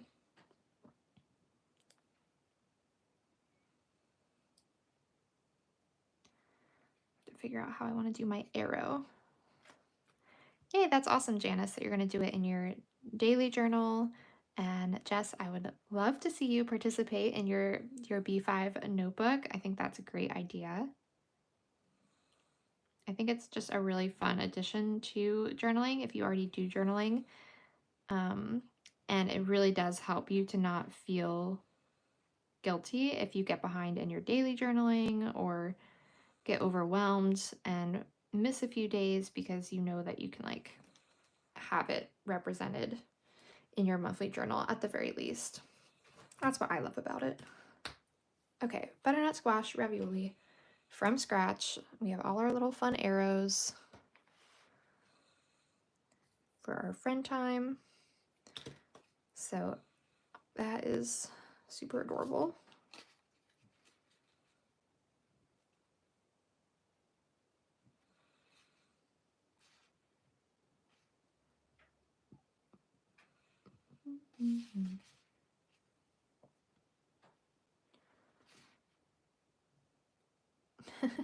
I can't figure out how I want to lay these photos out, as you can tell.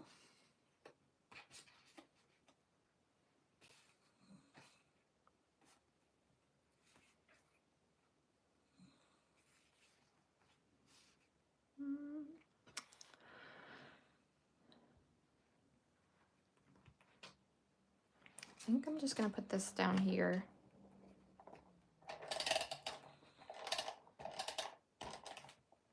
And then I'll probably put like one of those box stickers with it to write the movie titles. We went to see Napoleon on Thanksgiving Day.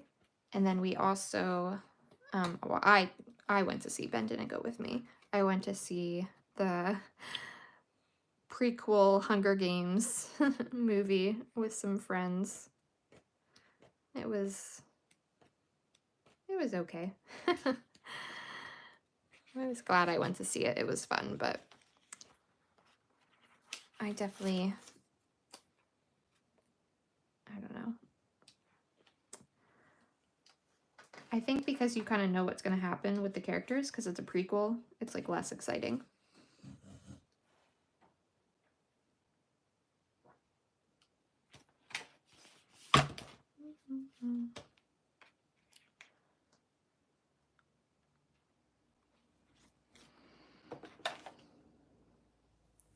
And then these are for Thanksgiving, so I might look at my, oh goodness, I say this every time we get together, that I want to organize my printables. Maybe that'll be like one of my New Year's goals. My checklist of things I want to do is actually organize these dang stickers.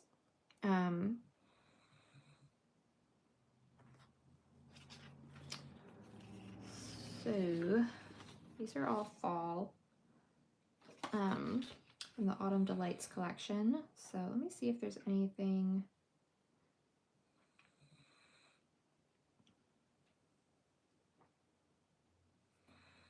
I mean, a fun little quote sticker to fill things in might be nice. Sorry, my chair is so squeaky. Where did my scissors go now?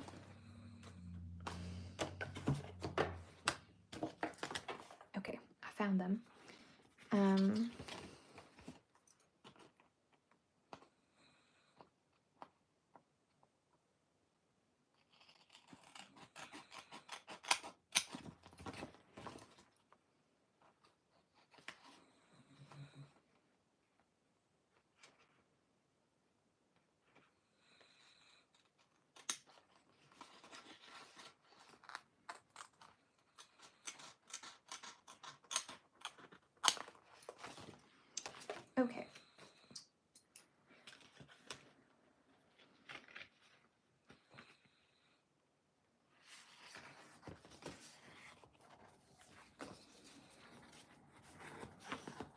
here is where, so we have dinner is served past the gravy. That is definitely one I want to use for Thanksgiving. I also have this gather at the table for Thanksgiving. Made with love.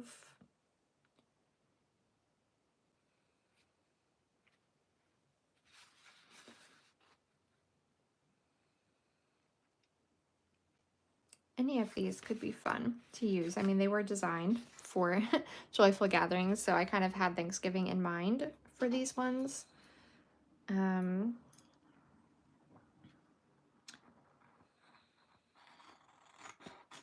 gonna use this page. Is just gonna look like all I do is eat. Tis the season, right, for big meals. But since I had like talking about food at the cafe, talking about food with making ravioli, talking about food for Thanksgiving. I mean, what can I say? I do love to eat. I love food.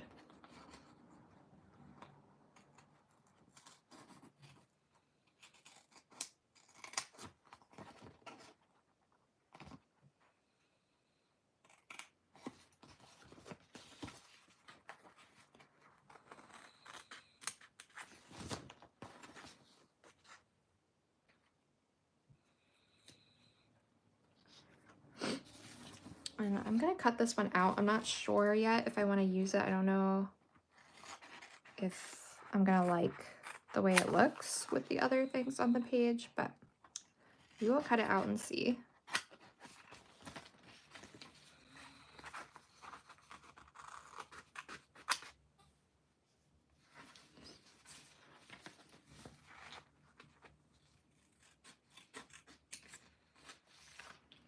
Okay, I'm gonna work with those for now. We can always come back to this if there's other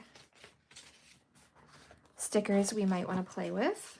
And I am really excited about doing the stickers more seasonally this year. I mean, I already do them in a very seasonal way because typically those are the collections that you all vote for to be created. But I think doing it kind of themed.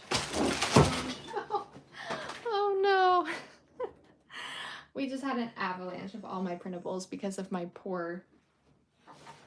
very, very sad organization of them, which, all right, we're just gonna leave that there. They are literally all over the floor, so that's fun. That'll be great to deal with after. Maybe that'll force me to actually put them in a different system.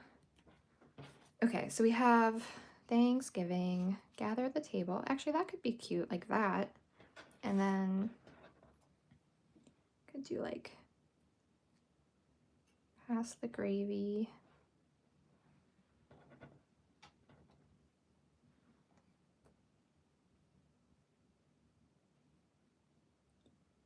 Food coma. I do feel like it needs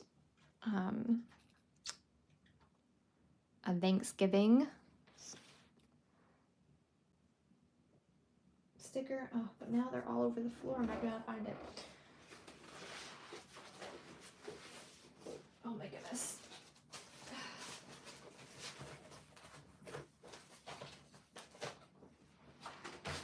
Okay, so I picked up the stack. And let's see, I think I have them backwards, but here we go. I want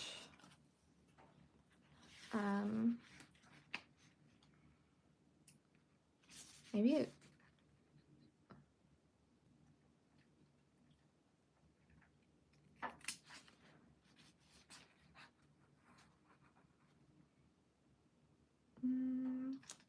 maybe I'll use the time with you as a blessing, or the my people, or the family and the family and friends. I like to. I'll just cut out all of these and see.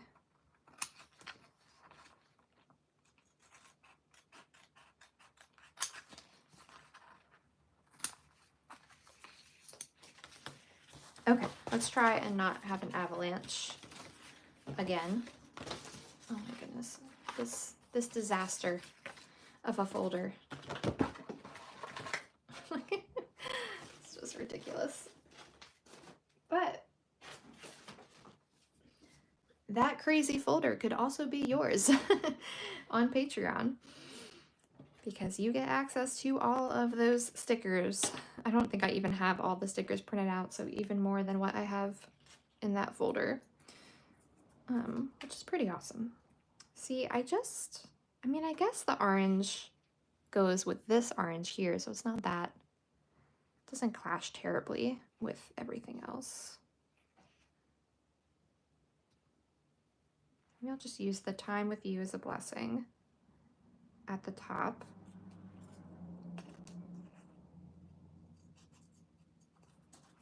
And dang it.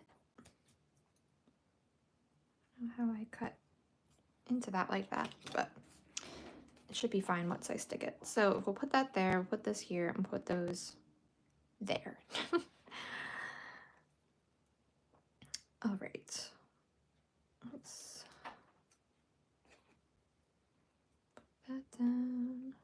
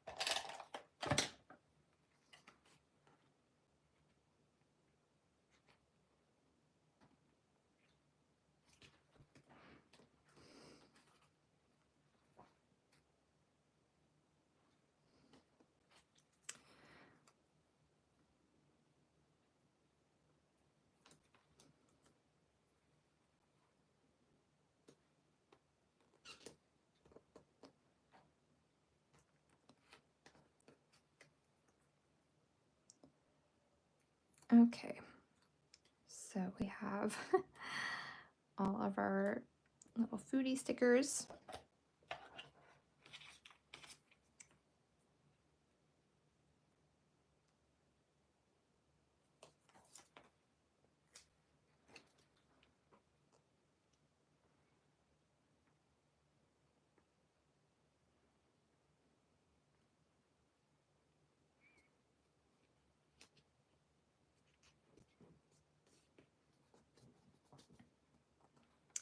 And then we have our gather at the table. I hope all of you, if you are in the US and celebrate Thanksgiving, had a really nice time with your, hopefully, family and friends you were able to gather. So we have that. We had a special Thanksgiving. This was the first time that my brother-in-law, his family is hosting an exchange student from Vietnam, and she's actually going to be with them for 4 years because she's first year and is going to be with them until she graduates from high school. So that's just a really cool experience. But the funny thing is, her brother sent along a cake to bring to Thanksgiving, which we all were really excited about, like how great to try this Vietnamese cake. And I love Vietnamese food, like Vietnamese, Thai food, two of my favorite food groups. I love them. Vietnamese egg rolls especially, like, oh, so good. But this cake that her brother sent along was like a sweet cake, but then it was covered in pork, and it was meant to be dessert because we did ask him. He said it's a dessert. And I hate to say, but it was so awful.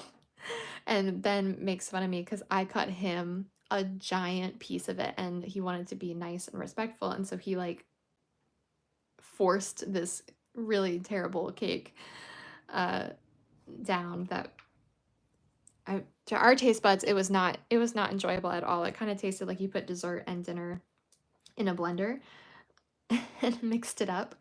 We didn't even know what it was called, and we asked Lynn, the exchange student, like, do you know like what this cake is called? Is it like a tradition? Do you guys have this cake often? And we didn't feel as bad then not liking it because she had never even seen the cake before or had it before. So apparently it wasn't like some special occasion dessert that we thought it was. But anyways, all that to say, I want to write in here kind of like a note like, remember the Vietnamese cake.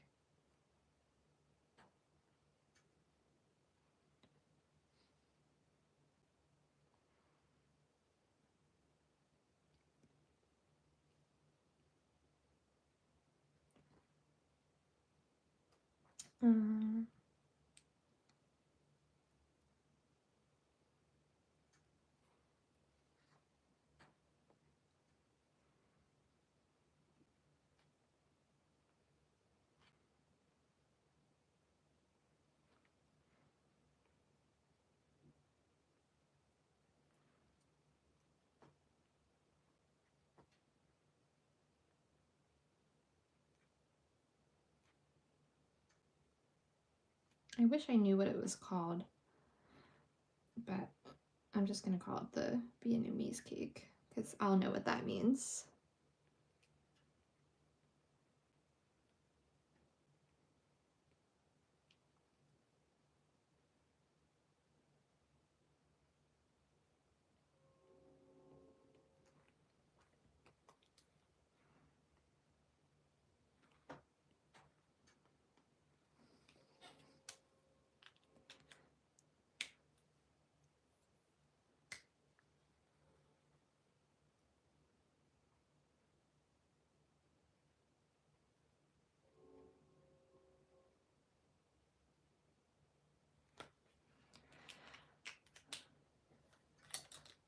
Okay, so there we have Thanksgiving in a nutshell. We have a little bit of room here for something.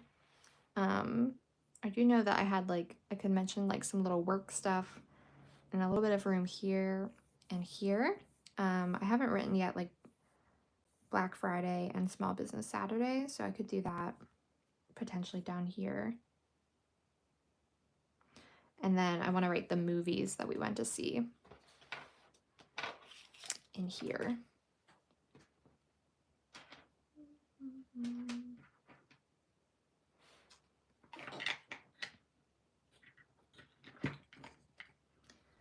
I might write I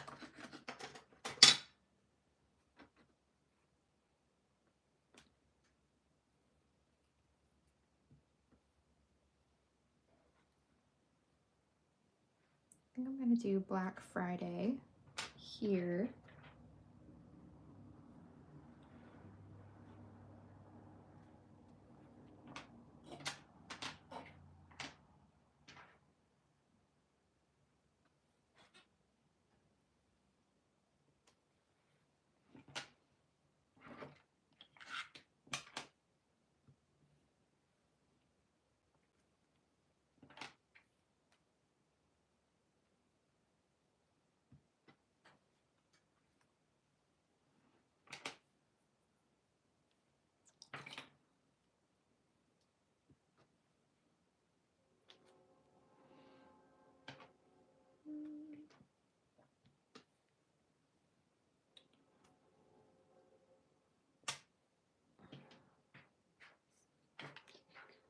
Where's my eye?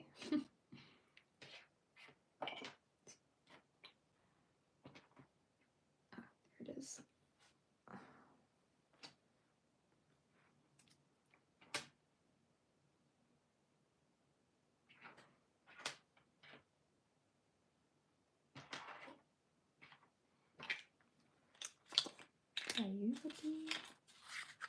There it is. I've almost used every letter in here because I'm not cleaning them, I'm just kind of putting them to the side.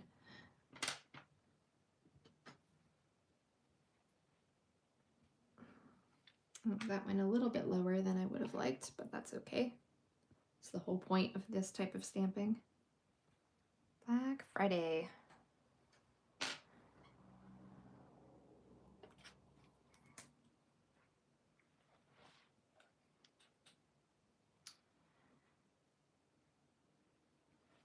Let's see. Oh, I don't. Let me use this to be black. Plus.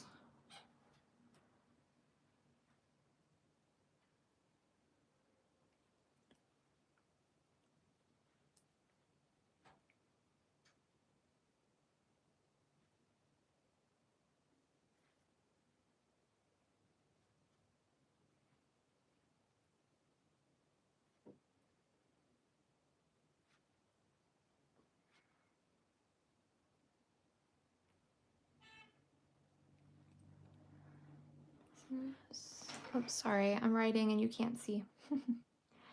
Saturday.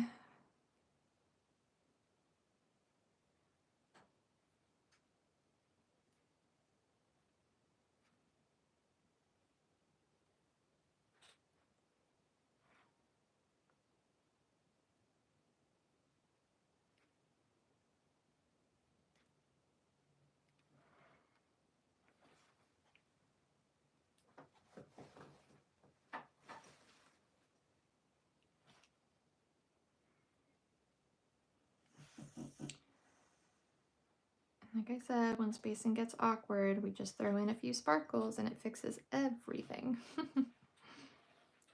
So we have Black Friday and Small Business Saturday.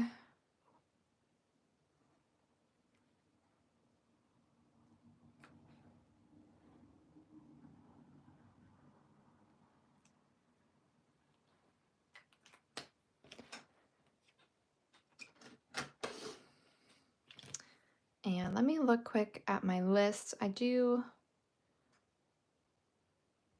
want to make sure that we don't go too far over 2 hours. I try to keep these sessions to 2 hours, but they always, I always have a little bit more than 2 hours worth of stuff to write about, and that it takes time. But I think oh, how could I forget? That's important. The first day of hunting happened, very important for our family, and Ben got 2 does on the first day, which was fantastic for the state of our freezer, because we were running low on meat as we wrapped up the year. So that's great. So I definitely want to put that in here.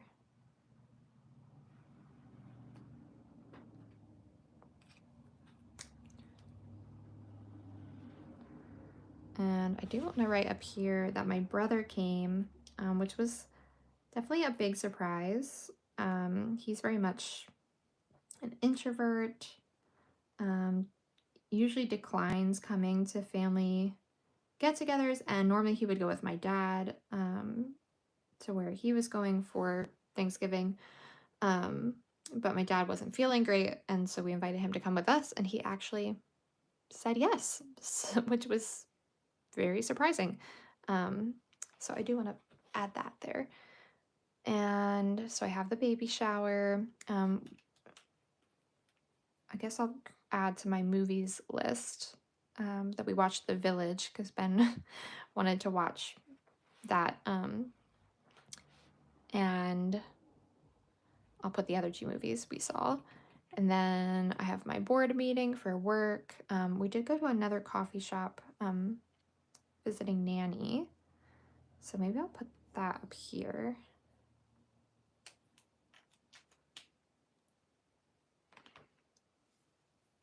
Ooh.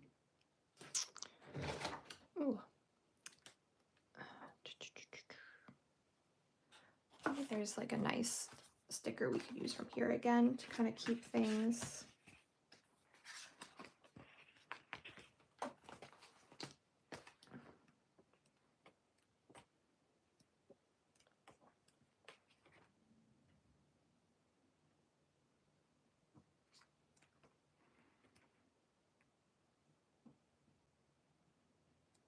Maybe like one of these, potentially.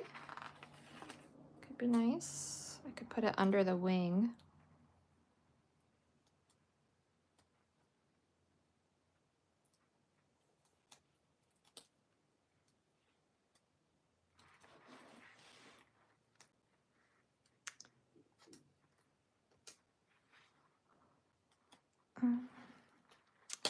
Don't want it to cover up what I wrote there, though.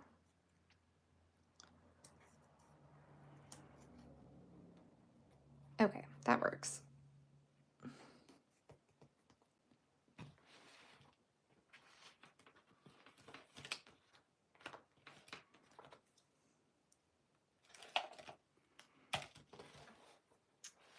I lost my pen again.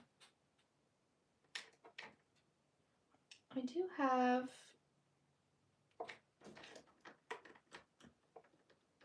I don't know how bright this is going to be, but I did get these new vintage color pens from Rytec because they were on sale.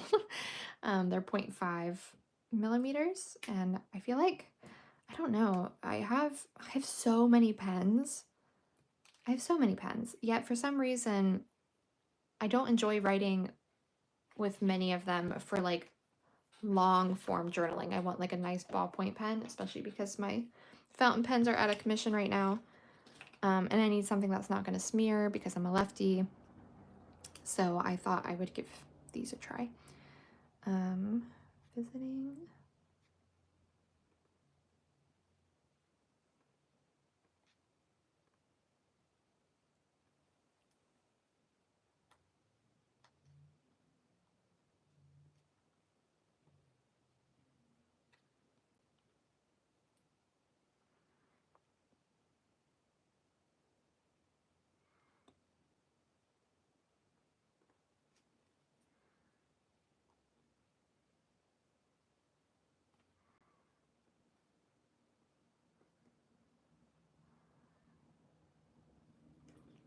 So we'll just write visiting Nanny with my mother-in-law and aunt-in-law, I guess.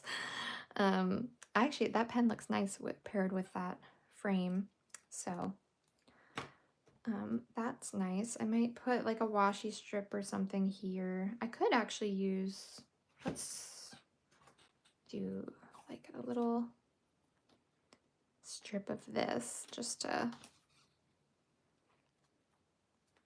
bring that in again.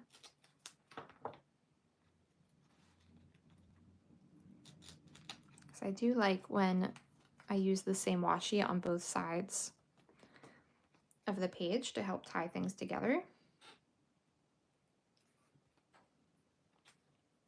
I think I'm going to put a little bit down at the bottom too. Actually, instead of using this, maybe what we'll do is use the little bit of excess that we have here that we're going to cut off. Rather than waste that, we'll put that down here.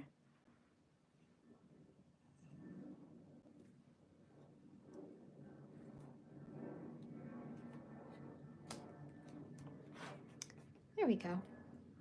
Just like a cute way to tie things together.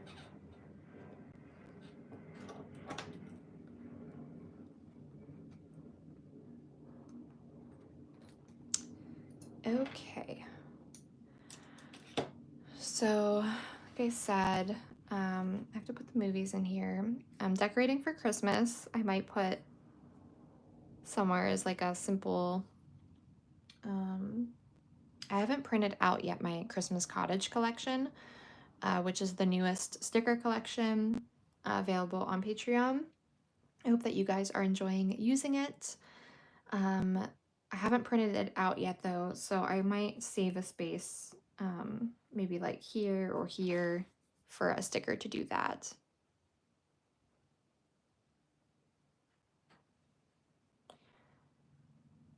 But otherwise, I think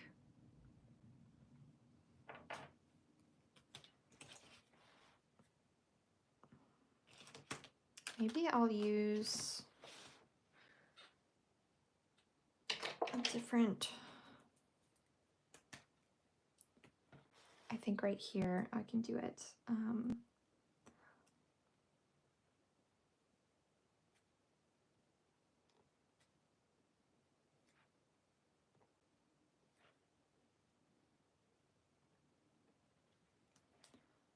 Kamai was a Mexican restaurant that we went to on Small Business Saturday, and I want to use this lunch date, one of these lunch date stickers, so that we keep with that theme as well. I can put that here, that fits nicely. So we went there with Laura and my niece and Lynn.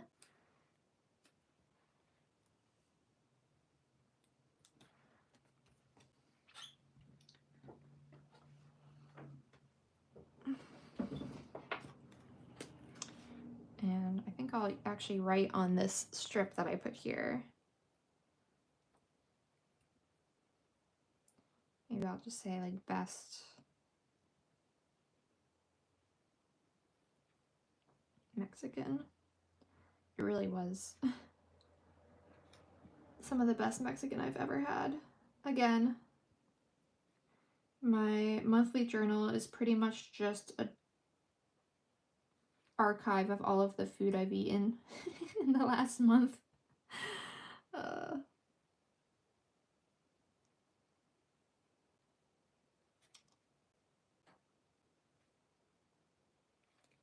Okay, best Mexican.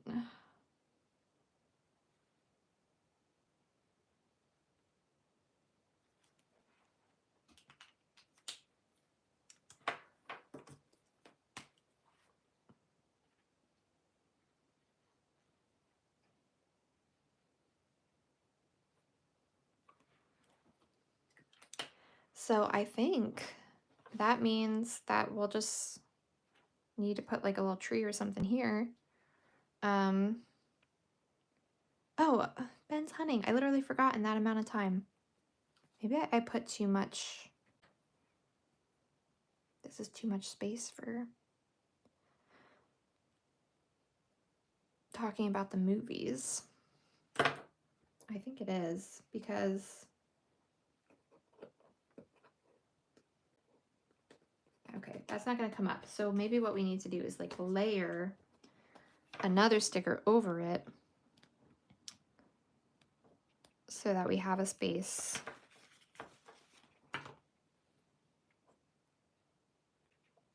to talk about Ben's hunt, because that definitely has to go in here.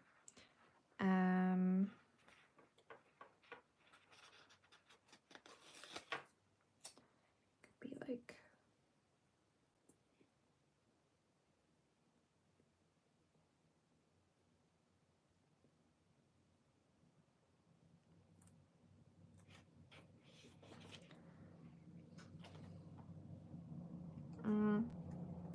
no, don't like that. Oh no, don't rip. Okay, we're good.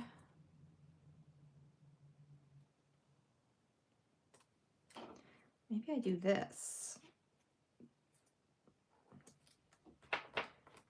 Yeah, that'll work. I'll put this down here, or maybe not.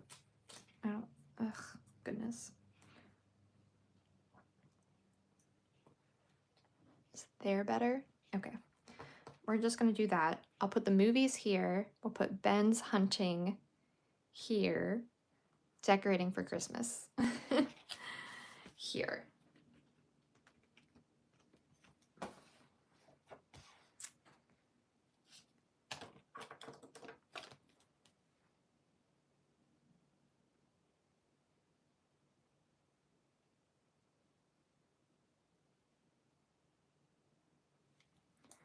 So let me write that list quick. Say movies.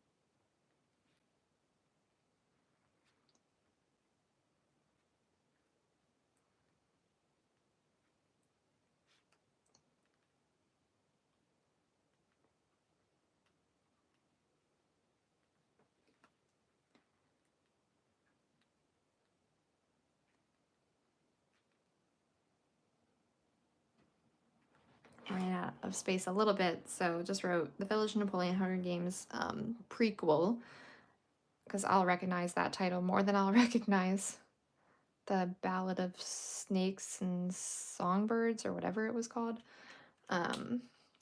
So there we go. Let's see.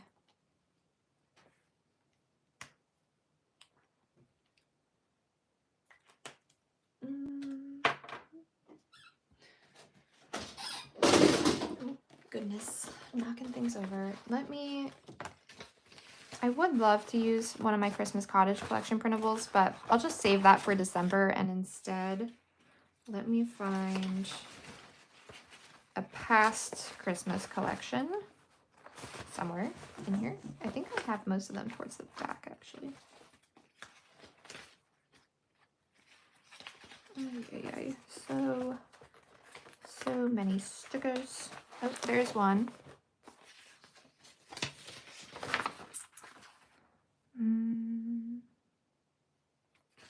No, I don't think I want to use those though. Here, maybe one of these. No, doesn't help that I have them in here backwards. These are like my really old. Okay, here we go. Have yourself a merry little Christmas.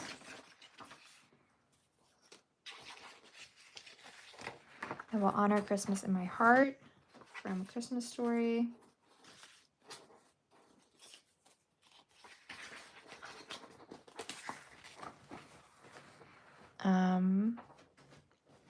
My sticker sheets are on Patreon.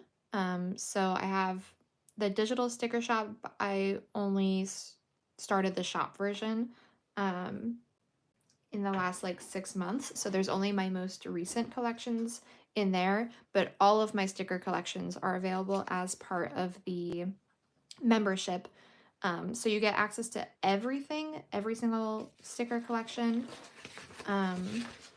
I've ever made if you join the Abiding Hope tier, which is the $6 tier. And you can also join for an annual membership for 15% off. And it's a free trial too for the first month. Or not first month, sorry, for 7 days. It's a free 7-day trial if you want to just like check it out. But that is how you access them, is through Patreon. This one printed poorly because I was experimenting with my printer. My printer was new at the time, but I think what I might do is just cut out the tree from the Tree in Church sticker and use that in this space, and then I'll just write decorating for Christmas. But yes, if you join one of my paid tiers, that is definitely the best way to access my stickers, because you get access to all of them. But if you want access to just one of the sticker sheets that I've already shared in my sticker shop, the newer ones, you can purchase them as individual downloads. But you get a lot more for your money if you just join Patreon as a member. And you get access to all of my other exclusive bonus content too when you join.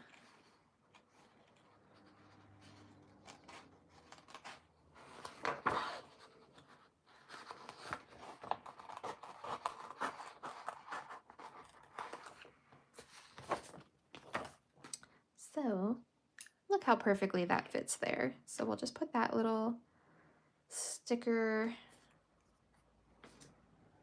Do I want it up here and then right here? I think I want it down here. Good question. What paper do I use? I purchase my paper from Amazon. So there's 2 brands that I use, frankly, just because they're the cheapest, and I know that quality would probably be higher if I went with a more expensive sticker brand, but I can't rationalize spending more money on sticker paper. So the ones that I use are the Mako.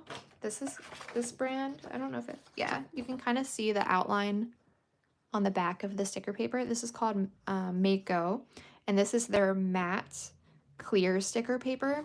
And so I really like this sticker paper because it just blends in to the background. And then my other sticker paper that I use, which is what you saw me use for these stickers, are on a white matte background, so it's not clear. I really like using the white matte, especially when I'm using stickers that are going to be like journaling spaces like this. That way it's easier to write on. Whereas stickers that are just like illustrations, I think look better with the matte clear background. So those are the two sticker papers that I use, and the white matte one that I use is from the brand Koala. If you look up koala, like literally like the animal koala, koalas, why does that sound weird when I'm saying the word koala? That sticker brand I think is the most affordable. You get like 100 sheets for I think like $11, which is really, really good. But you know, you probably could get higher quality if you use like online labels or something like that. But I'm not selling them. I'm just printing them for myself, just as you would be. So that's what I would recommend.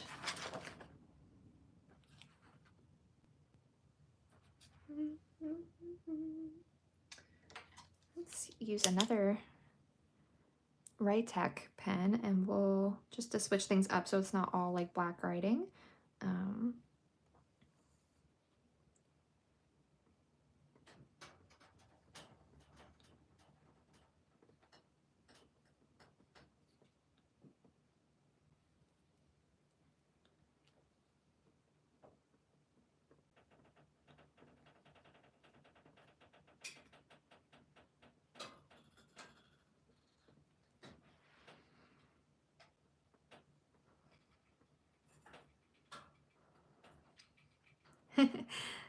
Yes, you definitely don't have to use sticker paper. Just mentioned that she prints it on normal computer paper and then just sticks it on it using a glue stick.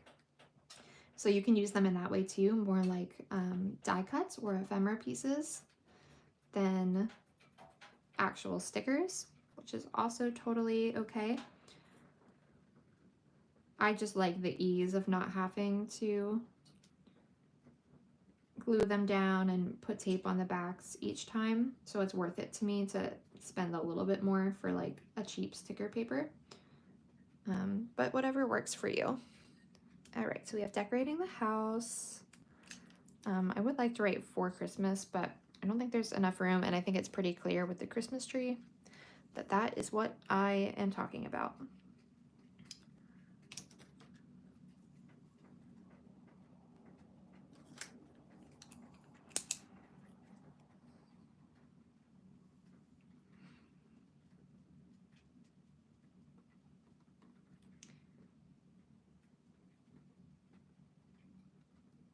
Yeah, the sticker paper maybe is like a good Christmas gift idea to ask for from somebody. Say like you just want some sticker paper packs or even a membership. You know, Patreon membership could be a good gift as well if it's something that you're like not sure, you know, you want to just spend your own money on. Maybe ask for it as a gift that somebody would purchase it for you. So, see? Do you see what's happening? Look at that. It just came right off. And I have glue on the back. I don't understand it. You know, maybe I'll try a glue stick this time. But no matter what I do, this type of paper does not want to keep my photos on it. Maybe it's the photo paper. I don't know.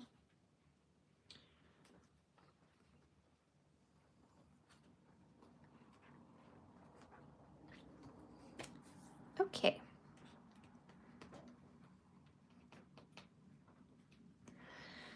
So I'm gonna write in here, no,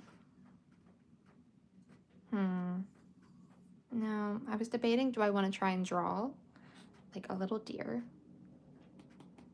Or I could do like, well, no, I don't. I was going to say I could do antlers, but he didn't get a buck. He got does. So that would be false advertisement to use. Oh, you know what I could use? I think. Hello. How perfect would that be? It also is kind of Christmassy. I don't know if there's another that's like the only deer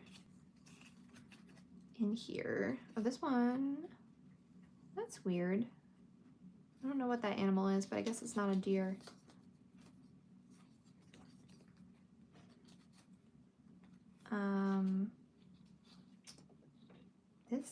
This could be a nice, though with it bedded down, it feels it feels more sad that obviously like you are killing the animal. We are extremely grateful for the meat, and we use the meat all year long. It's not like a for sport thing, it's for food. But there's something about it being like lying down that makes it feel sadder. I don't know.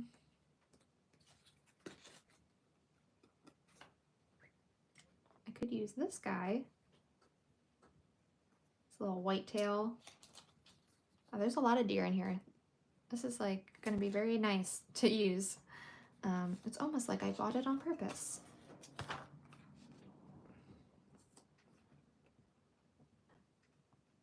So maybe I'll do like this and I'll cut.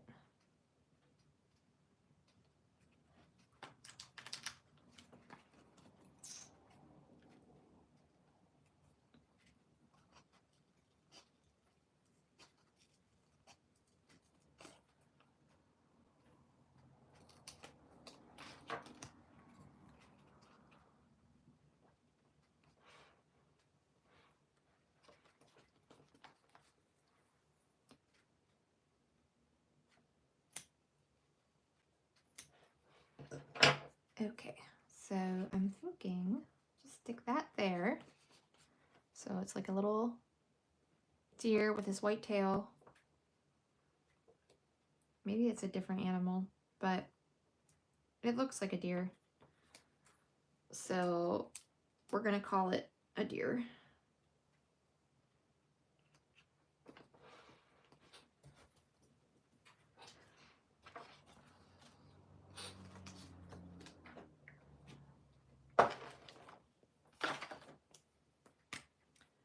And then I think I'll just write like hunting success. Ben got 2 doe on first day, on opening day.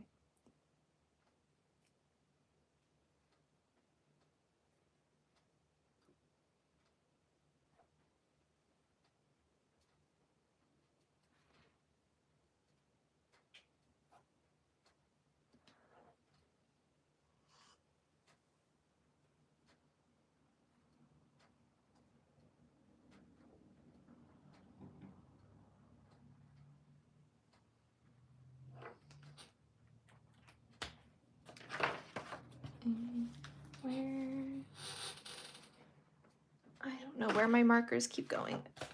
Okay, here's my, I'll use this one.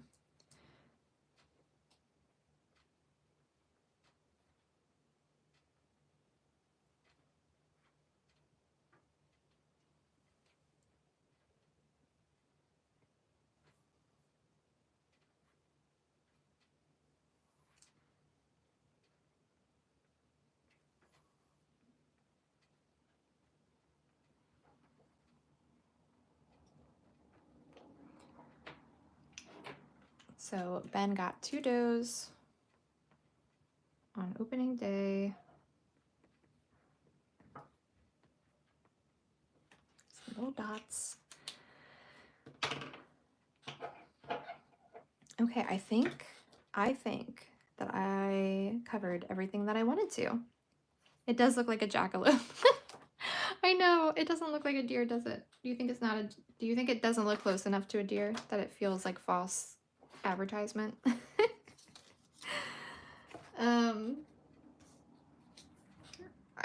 Yeah, like this is obviously definitely a deer, but maybe that one is not close enough. But I felt like that one was going to be too big, you know?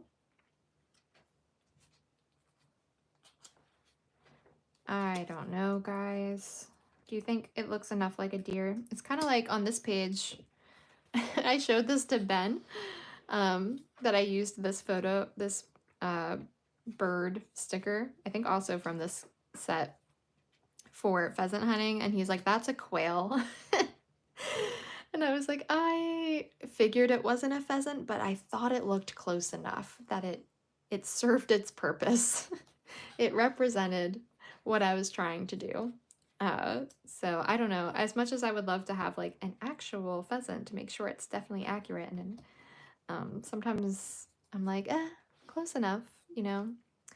You'd never know that I studied biology when I'm so flippant about what the animals look like.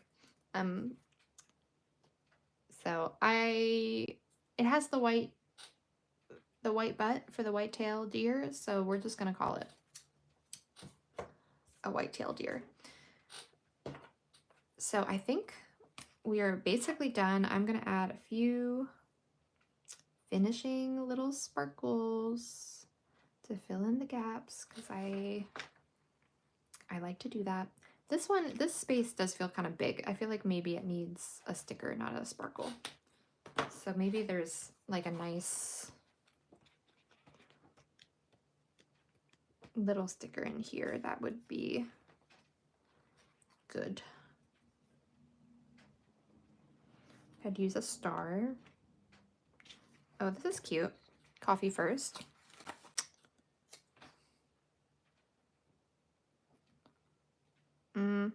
Dang it. I think it doesn't quite fit.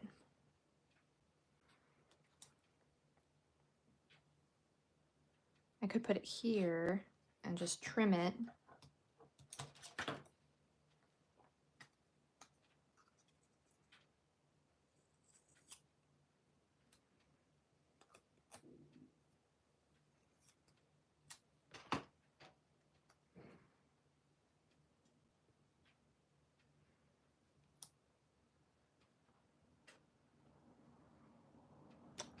Okay, I'll put that there.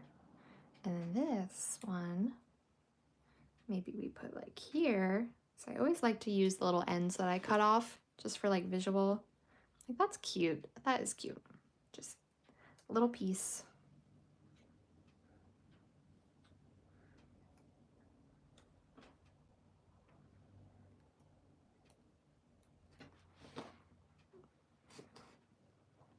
I feel like we could also use this somewhere. Could do it here to just help hold down this photo that wants to pop up.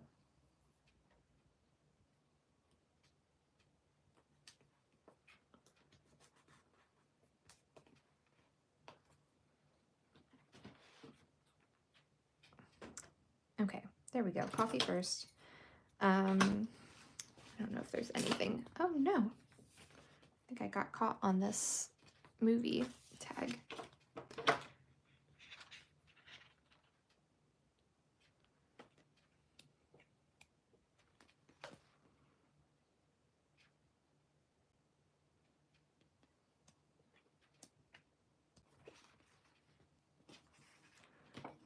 I could just use like a little circle.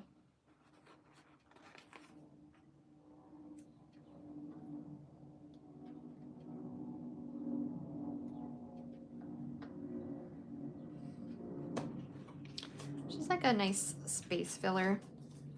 Doesn't really do anything. Maybe I'll draw a little heart on it.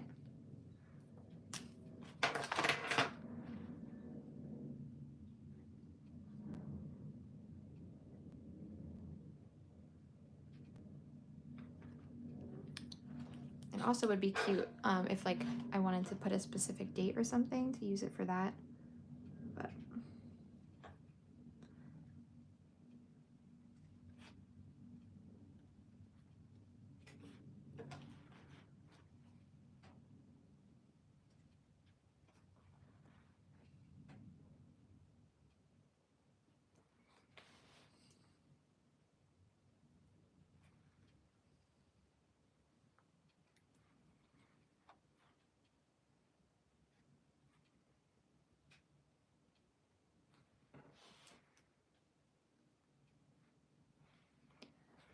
Okay, so we did all my little fun dots and sparkles to just fill it in. So we have that same look as all of our other pages. Let me put it up a little bit more. You can see my messy desk even more. Always fun. And then, like I said, I think on this side, I am either going to just continue the highlights for the Outer Banks trip and just keep doing some bullet points down the page. See, this is popping up still. Goodness. Or I might do some long form journaling just about like this being our last trip, just like a few, like a paragraph about that in all of the blank space around these photos. So that's what's going to happen here. I will share the finished page when I'm done.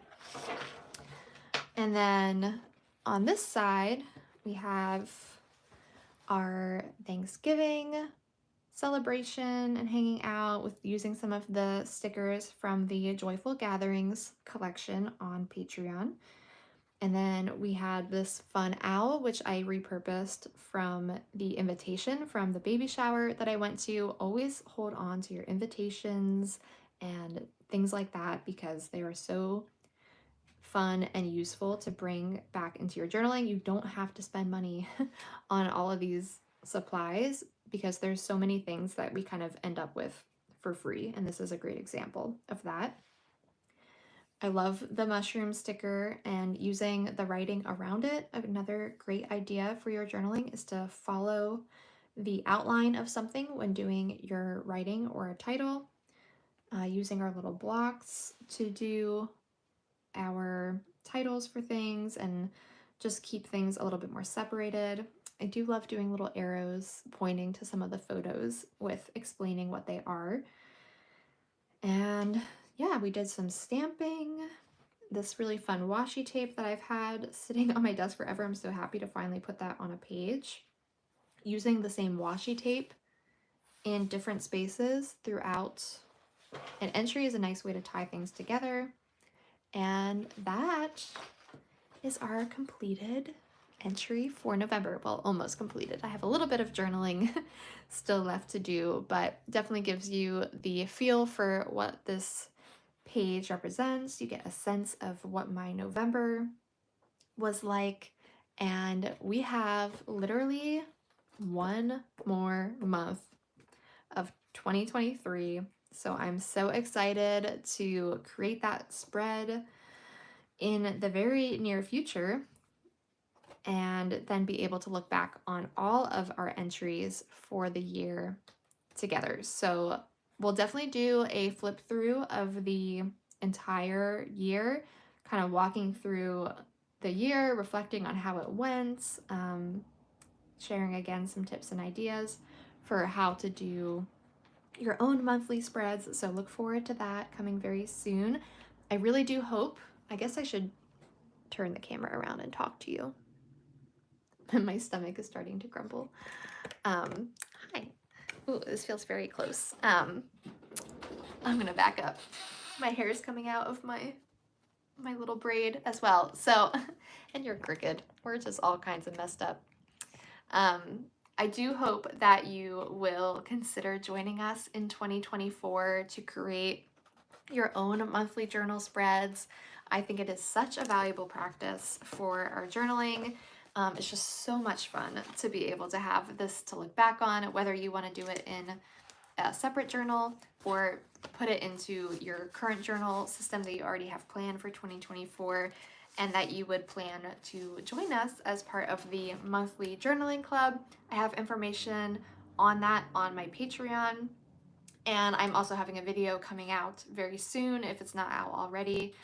By the time you're watching this, for those who are watching it afterwards, there will be a video that explains even more detail about the monthly journaling club and my plans for it. It's going to be so much fun to get together once a month, every first Thursday of the month at 7 p.m. We're going to be right here with our journals doing the same thing, hopefully in a little bit less time, because I am going to be better about printing my photos and cutting them out in advance, and I'm going to write the title before we come on. That is my intention going forward. So that way we can just get right into the creative process. So the launch party for the monthly journaling club is going to be Thursday, January 4th, 2024. So make sure that you mark that on your calendars. 7 p.m. I look forward to seeing you all then. Thank you so much to all of my patrons for your support. I could not do this without you. So thank you so much, and I look forward to seeing you all in the next one. Until then, keep exploring your abiding creativity and document a life abiding in faith, hope, and love.